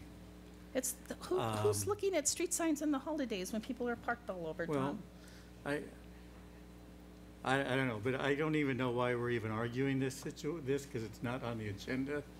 But we were talking tonight about overnight parking restrictions and only overnight parking restrictions. And I think, as Brian said, you can't be much clearer when you say this is the only only thing that we're Only is only. waiving. Only means only.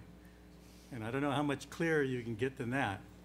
And you're always going to have somebody argue. I think by going into this area, we're opening up a whole new can of worms, because people are going to say, well, okay, what about the street sweeping? Well, what about the hourly parking? What about this? What about this? We have a number of parking restrictions in the city. Are we going to waive them all, or we're going to pick and choose? At this point, it's very simple. We're relaxing the overnight parking only, period. And we did pick that one, so we Yeah. did pick and choose. Well, yeah, but that's the one we picked. So Right. if we're going to start picking and choosing now, Well, I didn't pick again, this I one. don't know that that's on the agenda for tonight. Maybe city Well, attorney can help us sure, out a little two- bit here. Two things. One, I'm fine with the discussion going, because the discussion could lead to bringing back before the holiday season a request to agendize and bring up, or have you guys vote on some of the, loosening some of the other restrictions. I think the overnight parking is key, because overnight parking is allowed. It's just that it's allowed with a permit. And so by easing this restriction, you're saying you don't, as Councilmember Hughes said, you don't have to go pay the $3 and buy the permit. All of the other restrictions, you can't get around by buying a permit. The restriction is what the restriction is. In this case, you're saying you people who have guests, be they your children or other family or other friends, you won't have to pay that $3 fee, and we won't give you a ticket for not paying the $3 fee for the parking pass. That's really the easing of the restriction that you're doing, because you do allow overnight parking. And again, to me, legally, that's the distinction. And then to Councilman Chavez's question, so far I've been fine with the back and forth, because you won't be making any other decision tonight, but if you did decide to direct us to bring something else back, we could do so. Thank you. Can I ask, when we allow overnight parking, is that a certain amount of cars per household, or is that carte blanche for as many people as you have coming to your home? The restrictions were, the annual permits were 2 per household. How many? 2 per household was what I recall. I'm not sure what the current restrictions are. Temporary permits are unlimited, so if someone wants to pay the $3 a night for as many vehicles as they want, they can do so with no restrictions. So you can have as many cars per household as long as they pay the $3. Correct. If I had a family of 10 come and stay at my house, and I had my 2 annual permits issued to me, and there were 8 other vehicles that needed to park on the street, if each individual driver bought their own $3 permit, they can park on the street. So we've never limited that. The temporary permits, no. So potentially people who have 4 cars in their driveway can pay a permit and park their own vehicles plus whomever else comes. Correct. There's some people that don't qualify for an annual permit that may choose to buy a $3 permit a night every night for the entire year sometimes, and that's an expensive permit.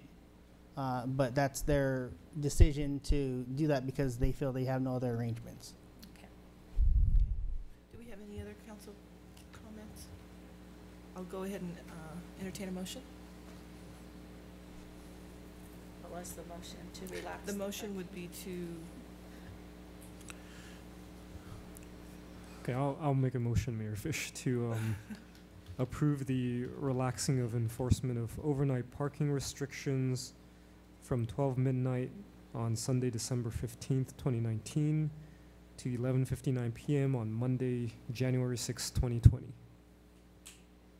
At 2? Is it 2 a.m.? Enforcement will resume on January 7th at 2 a.m. can I get a second? Second. Can I get a roll call, please? Councilmember Mann?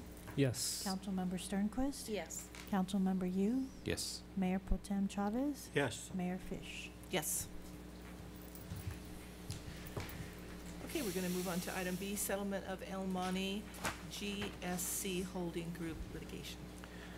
Thank you, Madam Mayor. This is before the council tonight as a receive and file report You will recall that at this time last year, the city of El Monte was processing applications for commercial cannabis growing and production facilities in what they call their northwest area and what to us is the southeastern portion of our city, or directly across from the southeastern portion of Temple City. One of those applications was by GSC Holding Group, and their facility would be located at 4400 Temple City Boulevard. The City Council in January of this year directed our office to file a lawsuit based on the California Environmental Quality Act against the approval of the permits for the 4400 Temple City Boulevard site. During the pendency of the lawsuit, the applicant withdrew their approvals, and the city of El Monte vacated all of the approvals, which basically mooted the lawsuit. We then entered into settlement negotiations, and those negotiations resulted in the amount of $25,000 being paid by GSC Holding Group to the city of Temple City to pay for the legal costs.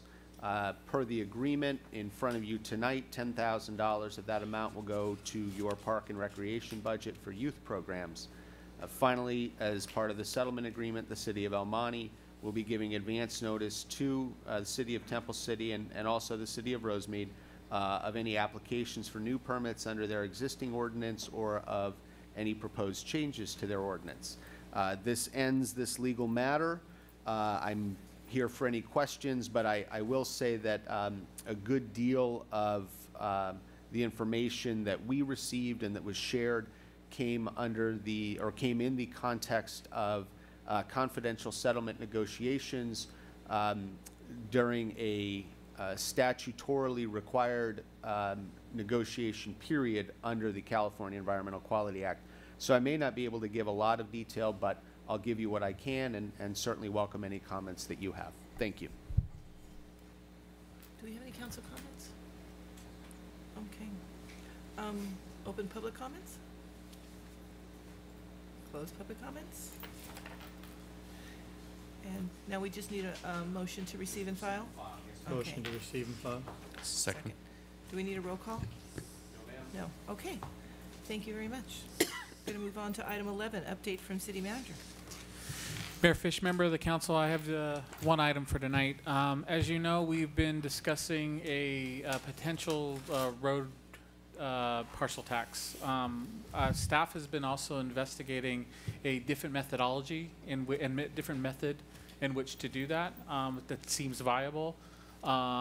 So at this point in time, staff would like to come back later and not during the December 6th meeting with the parcel tax, and come back and explore the alternative as well at a future council meeting.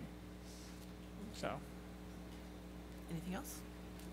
that'll do it. All right. Thank you. Update from city attorney. No update tonight, ma'am. Okay, excellent. Council reports regarding ad hoc or standing committee meetings. Did you want to report out? Sure. I know there's not a whole lot. Okay. Yes, Mayor Fish, just quick report out from the school district and city standing committee that Mayor Fish and I are a part of, and we just met this last Friday. A lot of the items we discussed were follow-up items from our previous meeting, which while that might sound like a routine point, but I think one of the things the standing committee, as well as I know the school district side, appreciates is we're getting back in the habit of scheduling things routinely and ahead of time. In fact, we've already scheduled the next standing committee meeting for, I believe, the end of January. So we did get reports from, we got a report from Superintendent Dr. Fricker on the state of the schools. I won't go into too much of the details, but perhaps Mayor Fish could share some of those if you are so inclined to do so. It's great that we have this exchange of information. We did get some updates on revisiting the joint use agreements. I think both the school and the cities on our side, we're still looking at some of the details, but there is a clear understanding that that's one of the goals we're trying to reach And so, understandably, since this issue hadn't really been discussed during that period between when it has been terminated to now, both sides needs kind of more time to reassess. We also have to consider that Dr. Fricker is also relatively new on the school district side. We did talk about some of the improvements to the pedestrian and traffic safety in and around some of the schools, such as Oak Avenue and Longden. And it seems like there have been improvements, but we also discussed that at Cloverly, there probably needs to be additional outreach done for St. Luke's as well, because the intersection of Cloverly and Broadway impacts both Cloverly and St. Luke's, so there needs to be some coordinated efforts there. Mayor Fish did reemphasize the need to eventually create a joint school district and city calendar, since we know a lot of the events that we attend and the school district attends coincide with each other, and so we feel that the exchange of information is essential to have us both working together on the same page. Yeah. I believe I may be missing some items, but perhaps you can fill in. I just wanted to add that we gave them an update on the library since it is affecting their students. They were very interested in, of course, the timeline, and they are thinking of possibly extending the library hours on their campuses to help their students, since, of course, we won't have a library for, between 18 and 24 months. We also updated them on the Primrose property. Again, just because, it's in our community, they wanted to kind of know where it was and time-wise. They are looking into, and this, I don't want to say because of the increase of school shootings, because we've had school shootings for a long time. They are looking into hiring a security company to come in and give them some expertise on just how to handle their campuses. And we did tell them that we would do whatever we could to help them, as far as if there was an emergency, that they could, of course, use our emergency command center, because, we are good stewards and we do have it there for their use, and of course, under any kind of an emergency. So overall, I think it was a great meeting. I think it's a great thing to do on a regular basis, just to keep each other aware of what's going on in the city. We all serve the same people, whether they are parents or residents. So they need to know that we're working together. So I'm very happy. I'm very happy with it. And they've expressed that they are very happy also, that they can come to us and ask us any question as what's going on with the city. So I think our communication is really at a good point right now. Was there any discussion or planned discussion on the fees and looking down the road at going back to doing a joint use with the school district? No, because we're in the middle of the year, and Adam is actually looking on what the city needs exactly, as far as, right now we've kind of covered all of our bases with using churches and other facilities, so we need to know exactly what we need, and we need to know exactly what the school district needs. So we're giving ourselves a few months to kind of get that information. We can't do anything till the beginning of the school year next year anyway. It's too late. But we are, believe me, that is the number one thing we are talking about at every single meeting, is where are we? They're also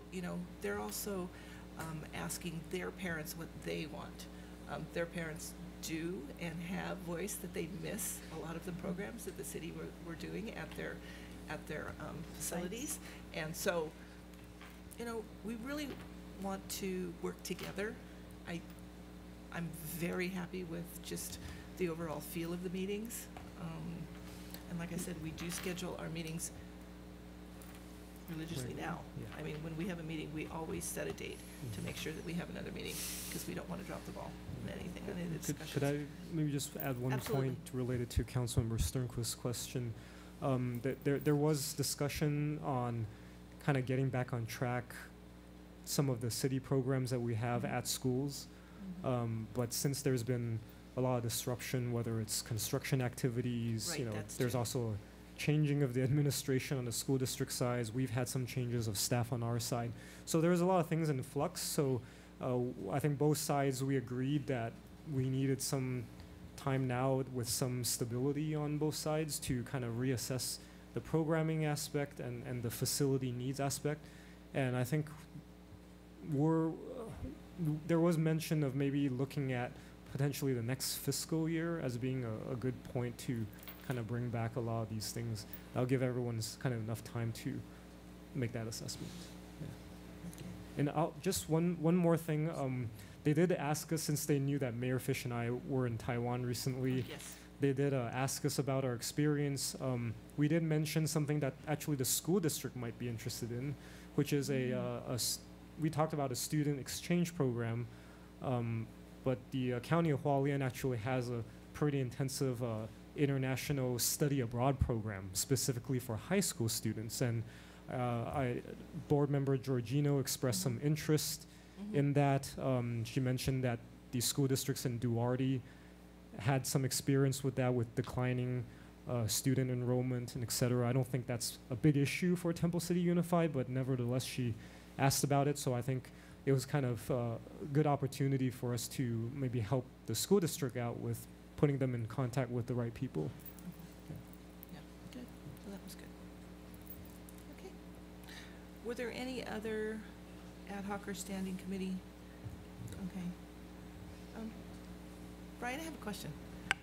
All of these committees, do we know when we're going to report out on these? I mean, do we have a Well, we've narrowed them down a bit to some of them, and now we're down to standing committees. One, ad hoc, and as we've been admonished in terms of how we'll do that, we can maybe come up with maybe the first part of the year, kind of a report back on all of them collectively, and then kind of maybe a schedule on what. I just kind of feel like I haven't heard from most of these. Okay. Except, I mean, the library, I know, but Audit Standing Committee, you'll be hearing from Okay. at least the Excellent. second meeting in December, possibly. Okay, thank you. No, Okay. we have it, you and I, for this one, F. That was what I'm saying. But, I mean, we know what's going on with the library. So should we get rid of that one? No.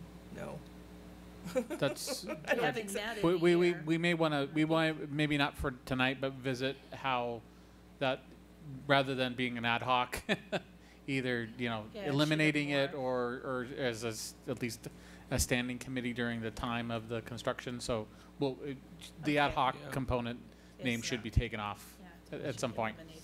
Okay, thank you. Yeah. Perhaps report on the temporary library. Right. And That's what I'm then saying. I don't construction want to- updates, Yes. Get rid of bidding this. So can we updates, just and change that it kind of tonight to thing. Yeah. standing, or Sure. do we need to do Yeah. something? We can do that tonight. Okay, so we're going to Okay. change it to standing committee. Yes. So that will now require noticing and public participation. Okay. Excellent. Okay, we're going to move on to item 14, council items separate from the city manager's regular agenda. Councilmember Yu. Thank you, Madam Mayor. I only have one thing. I just want to comment, our city manager and our staff, our interim, I guess, planning director, Ms. Reamer and his staff, and putting this together. I mean, it's a monumental task, honestly. There's a lot of pages. It's more than just 4 or 5 things that he had brought to our attention. It's a really a whole revamping of our zoning code. So I just want to congratulate them on getting this approved tonight, and come a great job. Thank you. I just want to Thank you. commend you on your enthusiasm also. Councilmember Mann. Thank you, Mayor Fish. I too agree with Councilmember Yu.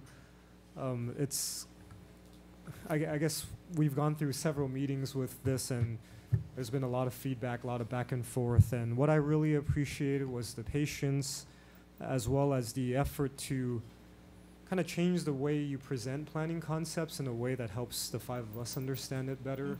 Thank you. I like visuals, so those diagrams and So do I. the way you kind of illustrated the FARs and all that, that was fantastic. So yes, congratulations, and we're very blessed to have gone through that process, and it's a process. So, but we're glad we got over it. A couple of things I do want to mention. I know Peter earlier mentioned he gave his chamber update. I just want to say that just this past Friday I did go to Mary and Martha's home for the elderly, the grand opening. It's actually someone's home on Loma. Is there a Mary Ann and Martha? Yes, there is. Yeah, yeah. Those are the names of the owners that run the business. Martha Lopez gave us the tour of the home. Where is it? It's on Loma, just south of Live Oak. It's on a cul-de-sac, so it's a very quiet area. They really made that place comfortable, unique, very relaxing and peaceful. Currently, they're able to house 4 residents. It's a very small business, obviously, but the owner, Martha, she did mention she spent a couple years studying specifically senior care. And so this was kind of like a fulfillment of her dream to kind of make this a reality. She's an avid gardener, so she has a lot of plants and fruits in the backyard. They have this really nice patio outside. They live in the back house themselves, so it's so the front house, the main house is for the seniors. What's the capacity? How many people? They only have space for 4. 4? Oh, yeah. wow. 4. It's a small house, but it's very well done. Yeah, it's really nice. if you had a chance to. Rooms? They have 2 rooms, so the current setup is 2 residents can share 1 room, but they've gone sort of above and beyond the state has standards for what you require for these types of facilities. So they've sort of demonstrated how they've gone above and beyond that standard. So I really wish them the best, and if there's anyone listening or know anyone that is looking for a place, I would highly suggest. Do they have any kind of a state subsidy, or oh, do you know? that I'm not County familiar subsidy? with. I did not ask them that question. That's a good question. It's probably something we can ask them. Well, either have to be private pay or accept Medicare or Medi-Cal. Yeah. One of the 2. Yeah, that's what I don't know. Yeah. So that's great. Are they full? There was only. No, they just opened, so they don't have anybody they there? don't have anyone right now. They're looking for. They said they have a number of people that they're lined up, but they got to go through checks and interviews, etc. They want to make sure it's a right fit. Nice. So I was very happy about that. Also, really, the chamber. Some of us went to the chamber gala. I thought that was very well done. I'm very glad that the chamber chooses our local businesses to host it, and the dive. I know we've had like our employee appreciation and holiday luncheons there, so we know what it's capable of. So it was a well done event. I want to congratulate the board for hosting that. Halloween Carnival was an absolute success. Absolutely. It seems like it's the same thing every year, but people love it. I mean, there's lines for all the craziness. All the the jump, like Adrian goes on the jumper, little merry-go-rounds, and all the candy and all the raffle prizes, etc. So congratulations to our. Well, we don't have our Parks and Rec folks here, but for them to host that, I know my family enjoyed it a lot. I do want to just make a quick comment on the settlement for El Monte. I know it seems like it's something that just kind of has been under the radar for a while, but I really appreciate our city attorney's work, our city manager's work on that. I know it's been in closed session, and now that's finally resolved and settled, we can finally kind of talk about the results.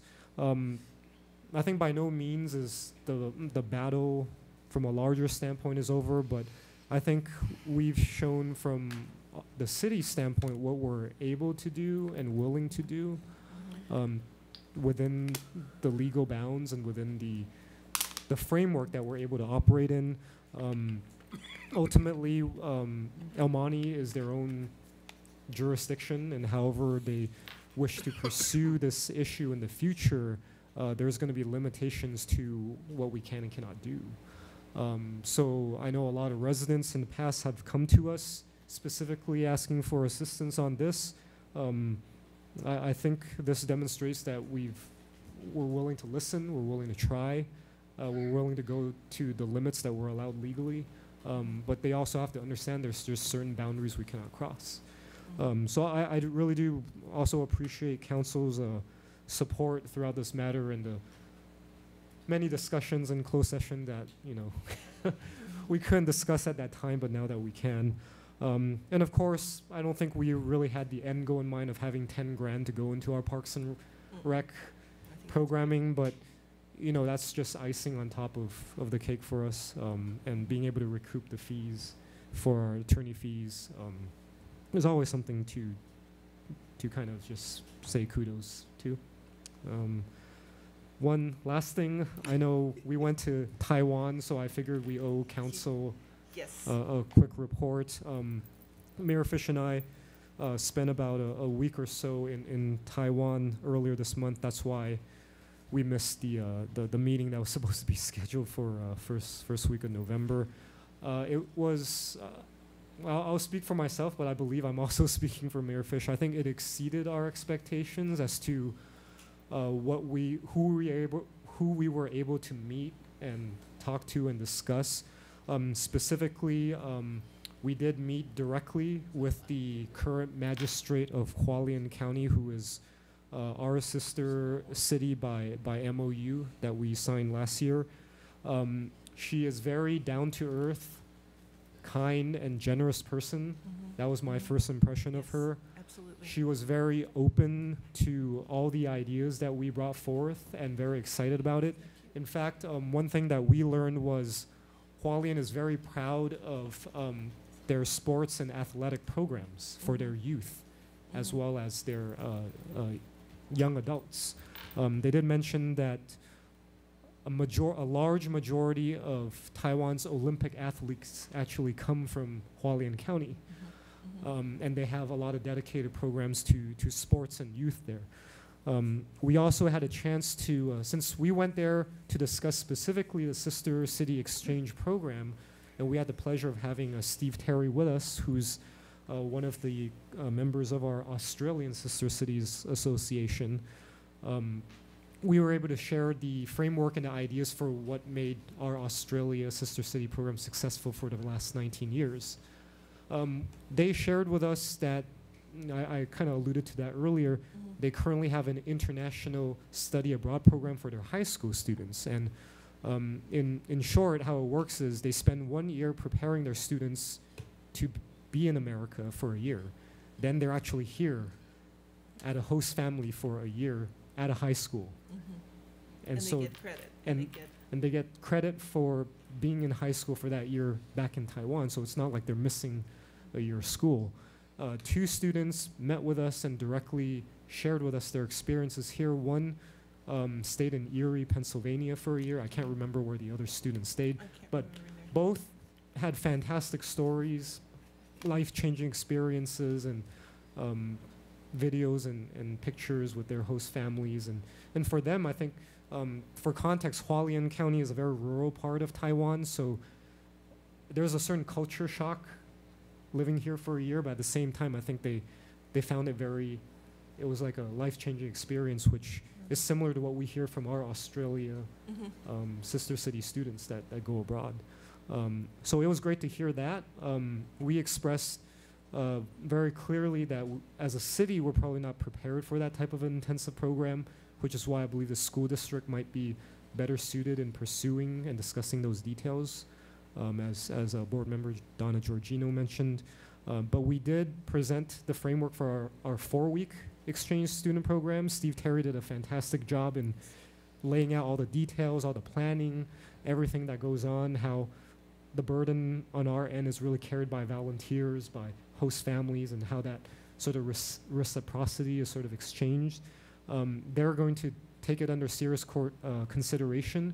We now know who their education department director, so to speak, is, so we know directly who is going to be responsible for that. So we'll be following up with that in the hopefully in the near future. Besides that, we were treated generously. We had Very nice. tours of all the famous places that Hualien is known for. And I think I'll let Mayor Fish maybe I know, later share about that. I You said won't- all the things on my list. I'm sorry. That's I got okay. a little carried away. It's fine. Don't worry about yeah, it. but It was very exciting. It was fantastic It was experience. It was amazing. Yeah. Thank you. Okay. Thank you. Councilmember Sternquist. A few things. I wanted to reach out to our youth commission. The mosquito district is doing these pop-up events where they bring out, they have a new mosquito outfit that they have, and they go out to different cities and they do pop-up activities, which are all in keeping mosquitoes at bay from your city. So they wanted to do, of each member city, to have them, the delegate, do this pop-up video. And I told him, I think it would be really nice if we had our youth commission do it, because they've done pop-up events in the past, and it might be something they'd be interested in. So Peggy asked them to reach out to you, and I gave them, Tom, your number also, and seeing if they can arrange a time where they can come out and film the kids to be in this 2-minute pop-up video. And the idea is that, like, Temple City's pop-up video and activity would go to another city, and someone from another city would come here, so that they'd be exposed to different cities and what everybody's doing in the San Gabriel region with mosquito abatement. So wanted to let you know about that. With Foothill Transit, the first double-deck electric bus is in production and should be out on the roads in about 4 months. So that's really going to be something to see. Not only is it electric, but it's a double-decker. So Double-decker meaning that one on top of each other? Yes. Really? Just like the double-deckers in Europe. And So- where will it be running? I'm sorry? Where will it be running? It's probably going to run the Silver Streak or Silver Line. I get them both confused, but from downtown LA The rail to line, the bus line, or the bus line? bus line to Pomona, and Pomona to LA. So downtown LA. it runs all day on one charge? It runs. They have this thing called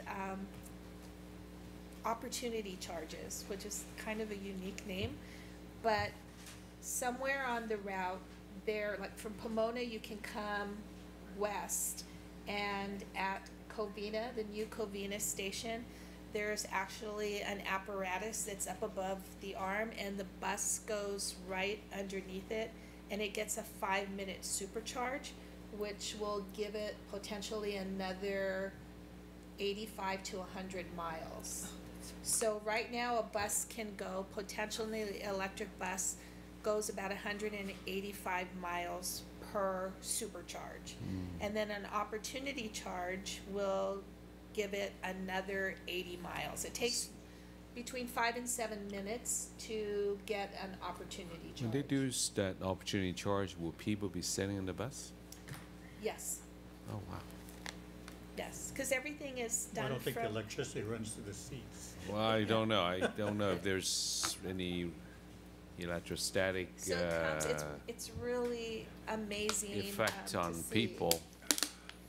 Yeah, so. Right now, I as guess much you as their could cell get off the phones- bus if you Yeah, wanted to. maybe but- less cell phones, I don't know, so. But there were people actually in the bus getting the supercharge when I went out to Covina to see it. So it's quite interesting to Well, watch yeah. the precision that's needed to get right underneath where that apparatus is, the arm that connects to the top of the bus.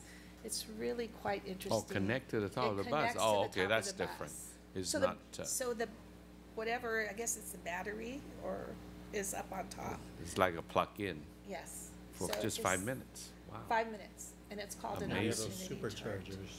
Wow. Really, they have those for So- vehicles now too. Yeah. Where you can, some chargers will do them like just really quick. That's amazing. Some take a longer time. That's So amazing. the goal is to eventually by 2030 get these buses to be able to go 300 miles per charge, which has been a real challenge. And they at first thought they'd be able to go about 225 miles, and that was just in sample testing. But once they put the people on the bus, they were actually only getting about 185 miles per charge. So there's some things still to work out. So are these buses much more expensive or just about the same as the Yes, regular? compared to a CNG bus, Uh-huh. it's about 350 to 400,000, depending on if you put a barrier for the bus driver, anything additional, just like when you purchase a car. And an electric bus that's not a double-decker, just a 40-foot long bus, runs about $800,000 to $950,000. So Are the fares gonna be the same to ride this bus as the other buses? right now the fares are the same. Most of the money is hopefully coming from the federal government and the state, who has put in mandates that bus companies go electric by 2030. So it is a mandate, but it's all about money and where that money is going to come from. I mean, if bus companies don't have it, they're going to have to increase the fees for transportation. But on the other hand, with declining bus ridership, a lot of the people in transportation now that have been in transportation for quite some time think that the only way for transportation bus ridership to continue to thrive is by really having the government subsidize the bus companies and transportation be free, which is a novel idea, but something that maybe they have to look at. Bus ridership in the country has dropped in the last 2 years about 22%, which is quite substantial when you look at the revenue that could bring in. So, okay, with that one, wanted to see if we could get an update at our next meeting from our city manager on the banners on Rosemead, the progress, and the sign on Baldwin, what's happening with that. Just because residents continue to ask, and then I forget to tell, what the dates are. So if we could just have a time frame as to when that will actually happen, that would be helpful. And also if we could get maybe a potential month about doing the emergency preparedness, maybe tabletop program partnering with the school district. Maybe that's something at your next meeting you can talk to them about. Seeing, I know they that must be on their radar also. They are going to be doing an active shooter. Oh, when is that? That's a good question. Well, they're hiring that firm that's putting together an assessment. So I think that if I recall, they said that was gonna happen after the assessment is complete. Right? That won't be done through the sheriff's department then? It's a separate? As far as we know, well, they may collaborate. Okay. Yeah, they mentioned that since Deputy Lamb is the de facto expert from our dedicated team related to active shooters, they've been in communication with him. I wasn't entirely clear on to what extent the involvement is between the school, the sheriffs, and this firm that they're hiring. But perhaps we could get some clarity on that at our next meeting. Okay. And I wanted to invite council to the Economic Partnership and the COG. It's a joint venture, and it's the Merry Mingle that they do every year. And I'll send you out the address. It's on December 12th from 5 to 7. And so come out and... We received some in an email from. Did you get it already? Okay. So if you can I'm assuming they sent it to everybody, I don't know. and meet your colleagues in other cities.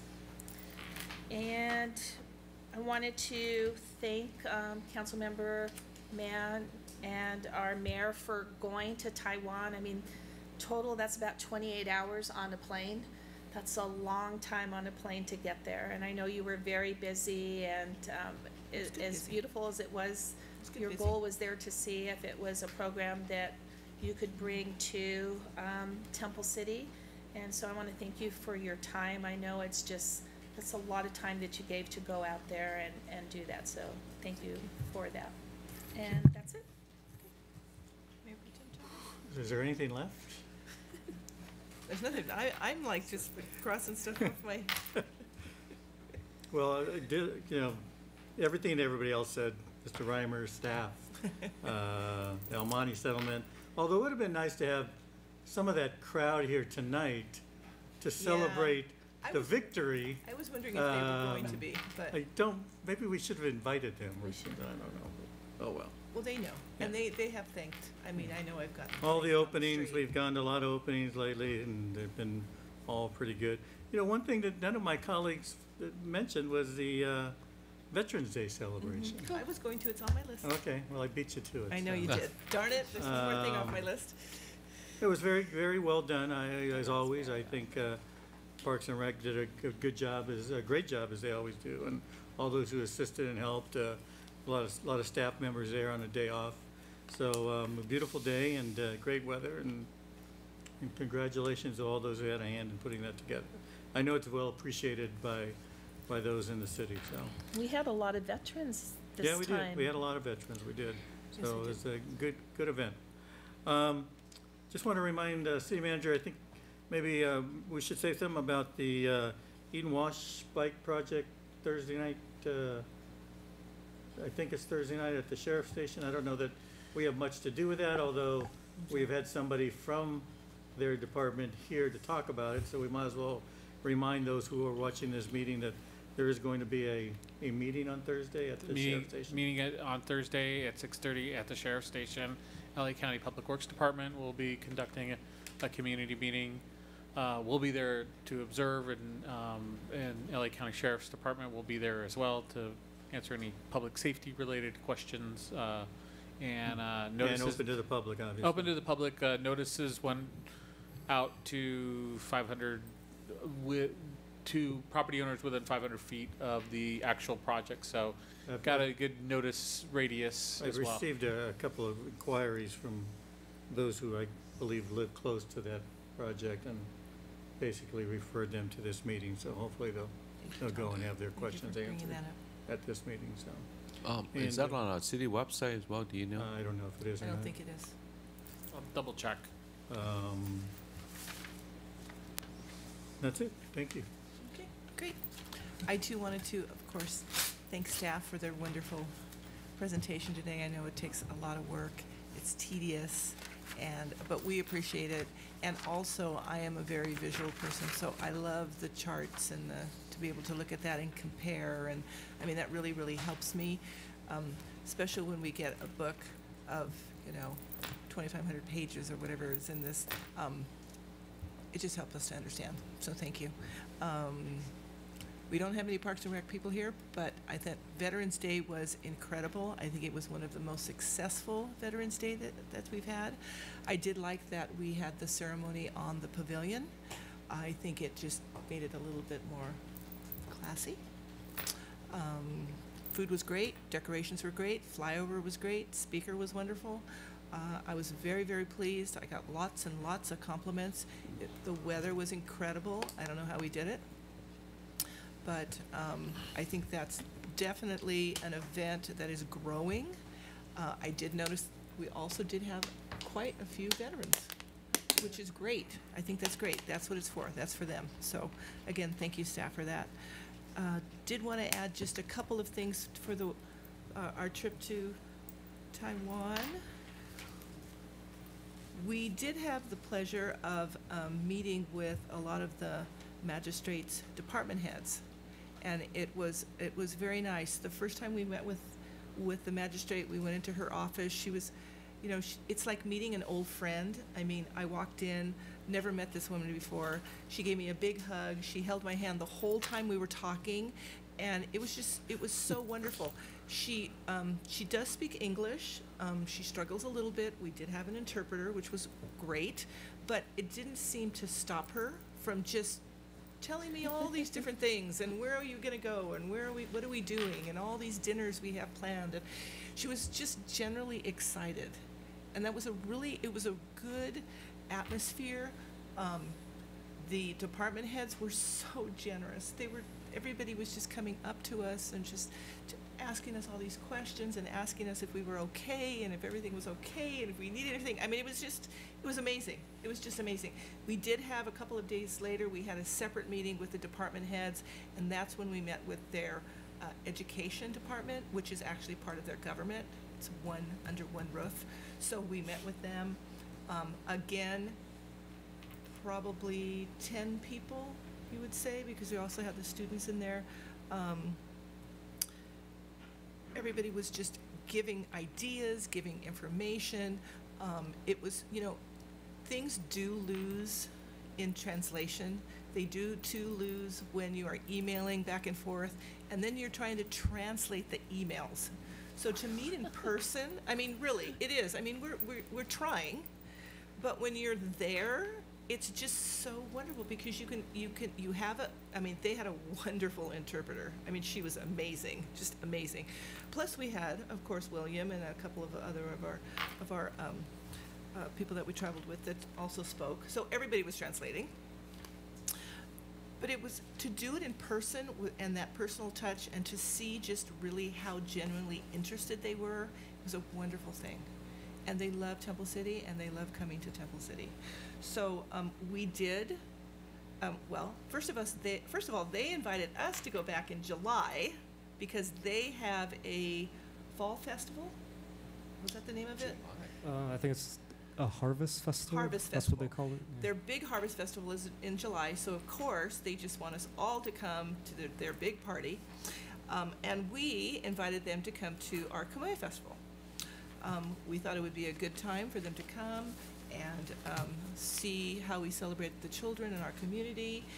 We do plan on asking the Kamuya Festival to maybe give them some seats in the grandstands and maybe invite them to the luncheon. And as far as I know, they're coming. They're coming.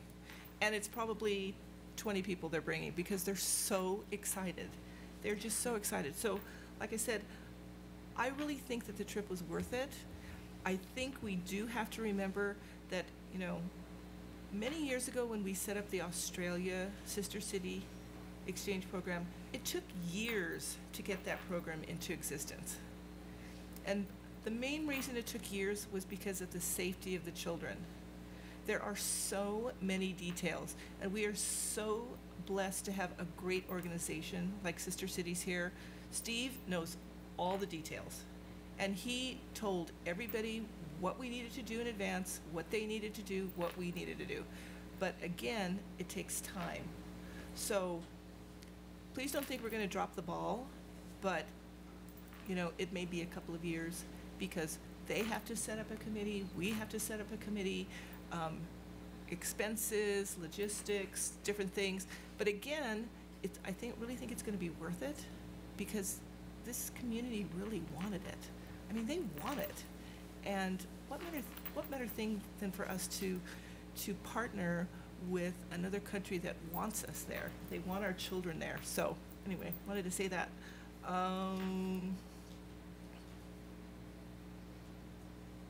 Councilmember Mann talked about everything on my list. I did want to say that they sent us some gifts. And I would like for Jerry to take a picture with us, with our gifts, so that we can send it to them. One is, they took a picture of our entire delegation on the first day, and then they gave it to us a couple of days later, which was so sweet. That was so sweet. So that's the first one. Actually, they gave it to us a couple hours later. Oh, wow. This is marble? They took that at 2. I'm not really sure how to, oh, wait. It needs to be charged. This is actually a light. A light that they gave us. It will lit up. Yeah, but it needs to And be again, I'll hold charged. it up. There is, but it's not. I think it needs to be I think charged. it needs to be charged. I didn't realize it needed to be charged. But if we could maybe get a picture of this, just to show them that I shared it with the council, I think that would be good. Just having a picture of Steve with a pair of pants on is worth its weight. Tie, doesn't he have a tie? He has a tie and a pair of pants on. So, I didn't know he did either. We made him. Poor Yeah. guy. Madam Mayor, I thank you for going there and taking the time with Councilman Mann, but I think the audience should be reminded, you guys win on your own expenses. You pay your own way to go there. We did. Yes. We Yeah. did. And thank you for that. Thank you, thank you. And we did have a good time. And we did do some extra things because we were there. Yes. So, no, and I think it was worth every penny.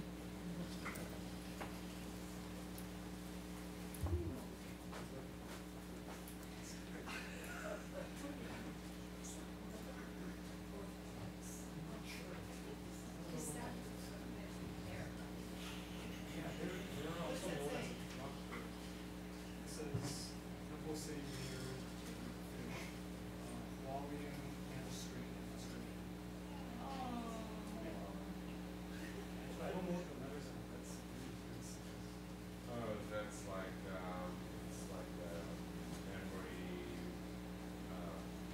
for you or something. Help you remember. Oh. Memorable feeling of that. Is it like sand in there? No, it's a piece of marble. It's either quartz or marble.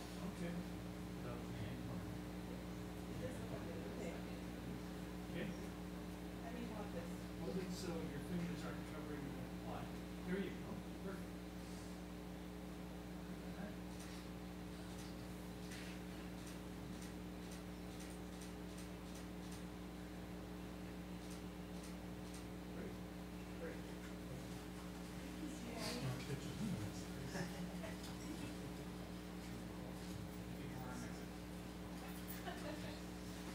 Okay.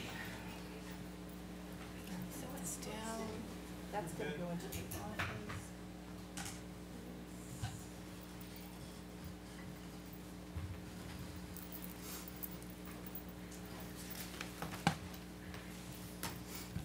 Okay, that's all I have. I'd like to go ahead and open additional public comments on items not listed on the agenda. Close public comments. I'd like to wish everybody a happy Thanksgiving, and we are adjourned.